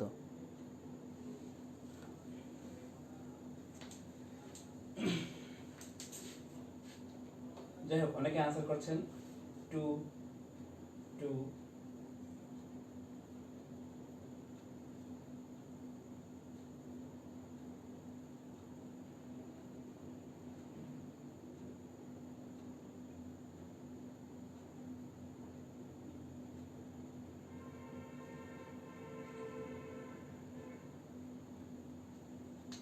দেখেন, গতিশক্তির কাইনেটিক এনার্জি সমান p² ডিভাইডেড বাই 2m, তাই কিনা? আমরা বললাম গতিশক্তি ভরবেগের সমান। আচ্ছা, কি লিখতেছি, গতিশক্তি সমান আমরা জানি হাফ mv², আর ভরবেগ মানে mv। দেখেন, গতিশক্তি তার ভরবেগের সমান, তাহলে বেগের মান কত? একটা m কাটাকাটি গেল, একটা v থাকলো, অতএব v/2 = 1, তাহলে v এর মান হচ্ছে 2 মিটার পার সেকেন্ড। সো যারা 2 আনসার করেছেন তারা কারেক্ট, আপনাদেরকে অসংখ্য ধন্যবাদ। আর এরই মধ্যে শেষ হয়ে গেল আমাদের আজকে কাজ ক্ষমতার শক্তি।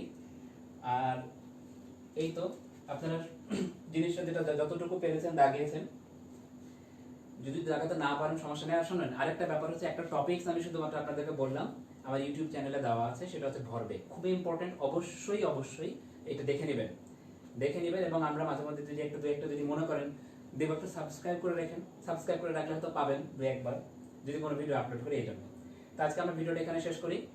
সবাইকে অসংখ্য ধন্যবাদ দেখার জন্য, ধৈর্য সহকারে দেখার জন্য। সবাই বাসায় থাকবেন, আর সবচেয়ে বড় ব্যাপার যেটা, সেটা হচ্ছে সুস্থ থাকতে হবে। আমি বারবার বলছি সুস্থ থাকতে হবে। আমাদের বর্তমানে করোনা যে সিচুয়েশন, এটা কিন্তু দেশে দিন দিন খারাপ হয়ে যাচ্ছে। এজন্য আপনারা সবসময় বাসাতে থাকবেন, পড়াশোনা করবেন, আর একটু সৃষ্টিকর্তাকে বারবার স্মরণ করবেন। সবসময় চেষ্টা করবেন সৃষ্টিকর্তাকে স্মরণ করার, আর সুস্থ থাকতে চাইবেন। বাড়ির যারা মুরব্বীরা আছে তাদের দিকে খেয়াল রাখবেন, বাচ্চাদের দিকে খেয়াল রাখবেন, ঠিক আছে? তো সবাইকে অসংখ্য ধন্যবাদ এবং শুভেচ্ছা জানিয়ে আজকে আমি লেকচারটা শেষ করছি। আল্লাহ হাফেজ, আসসালামু আলাইকুম।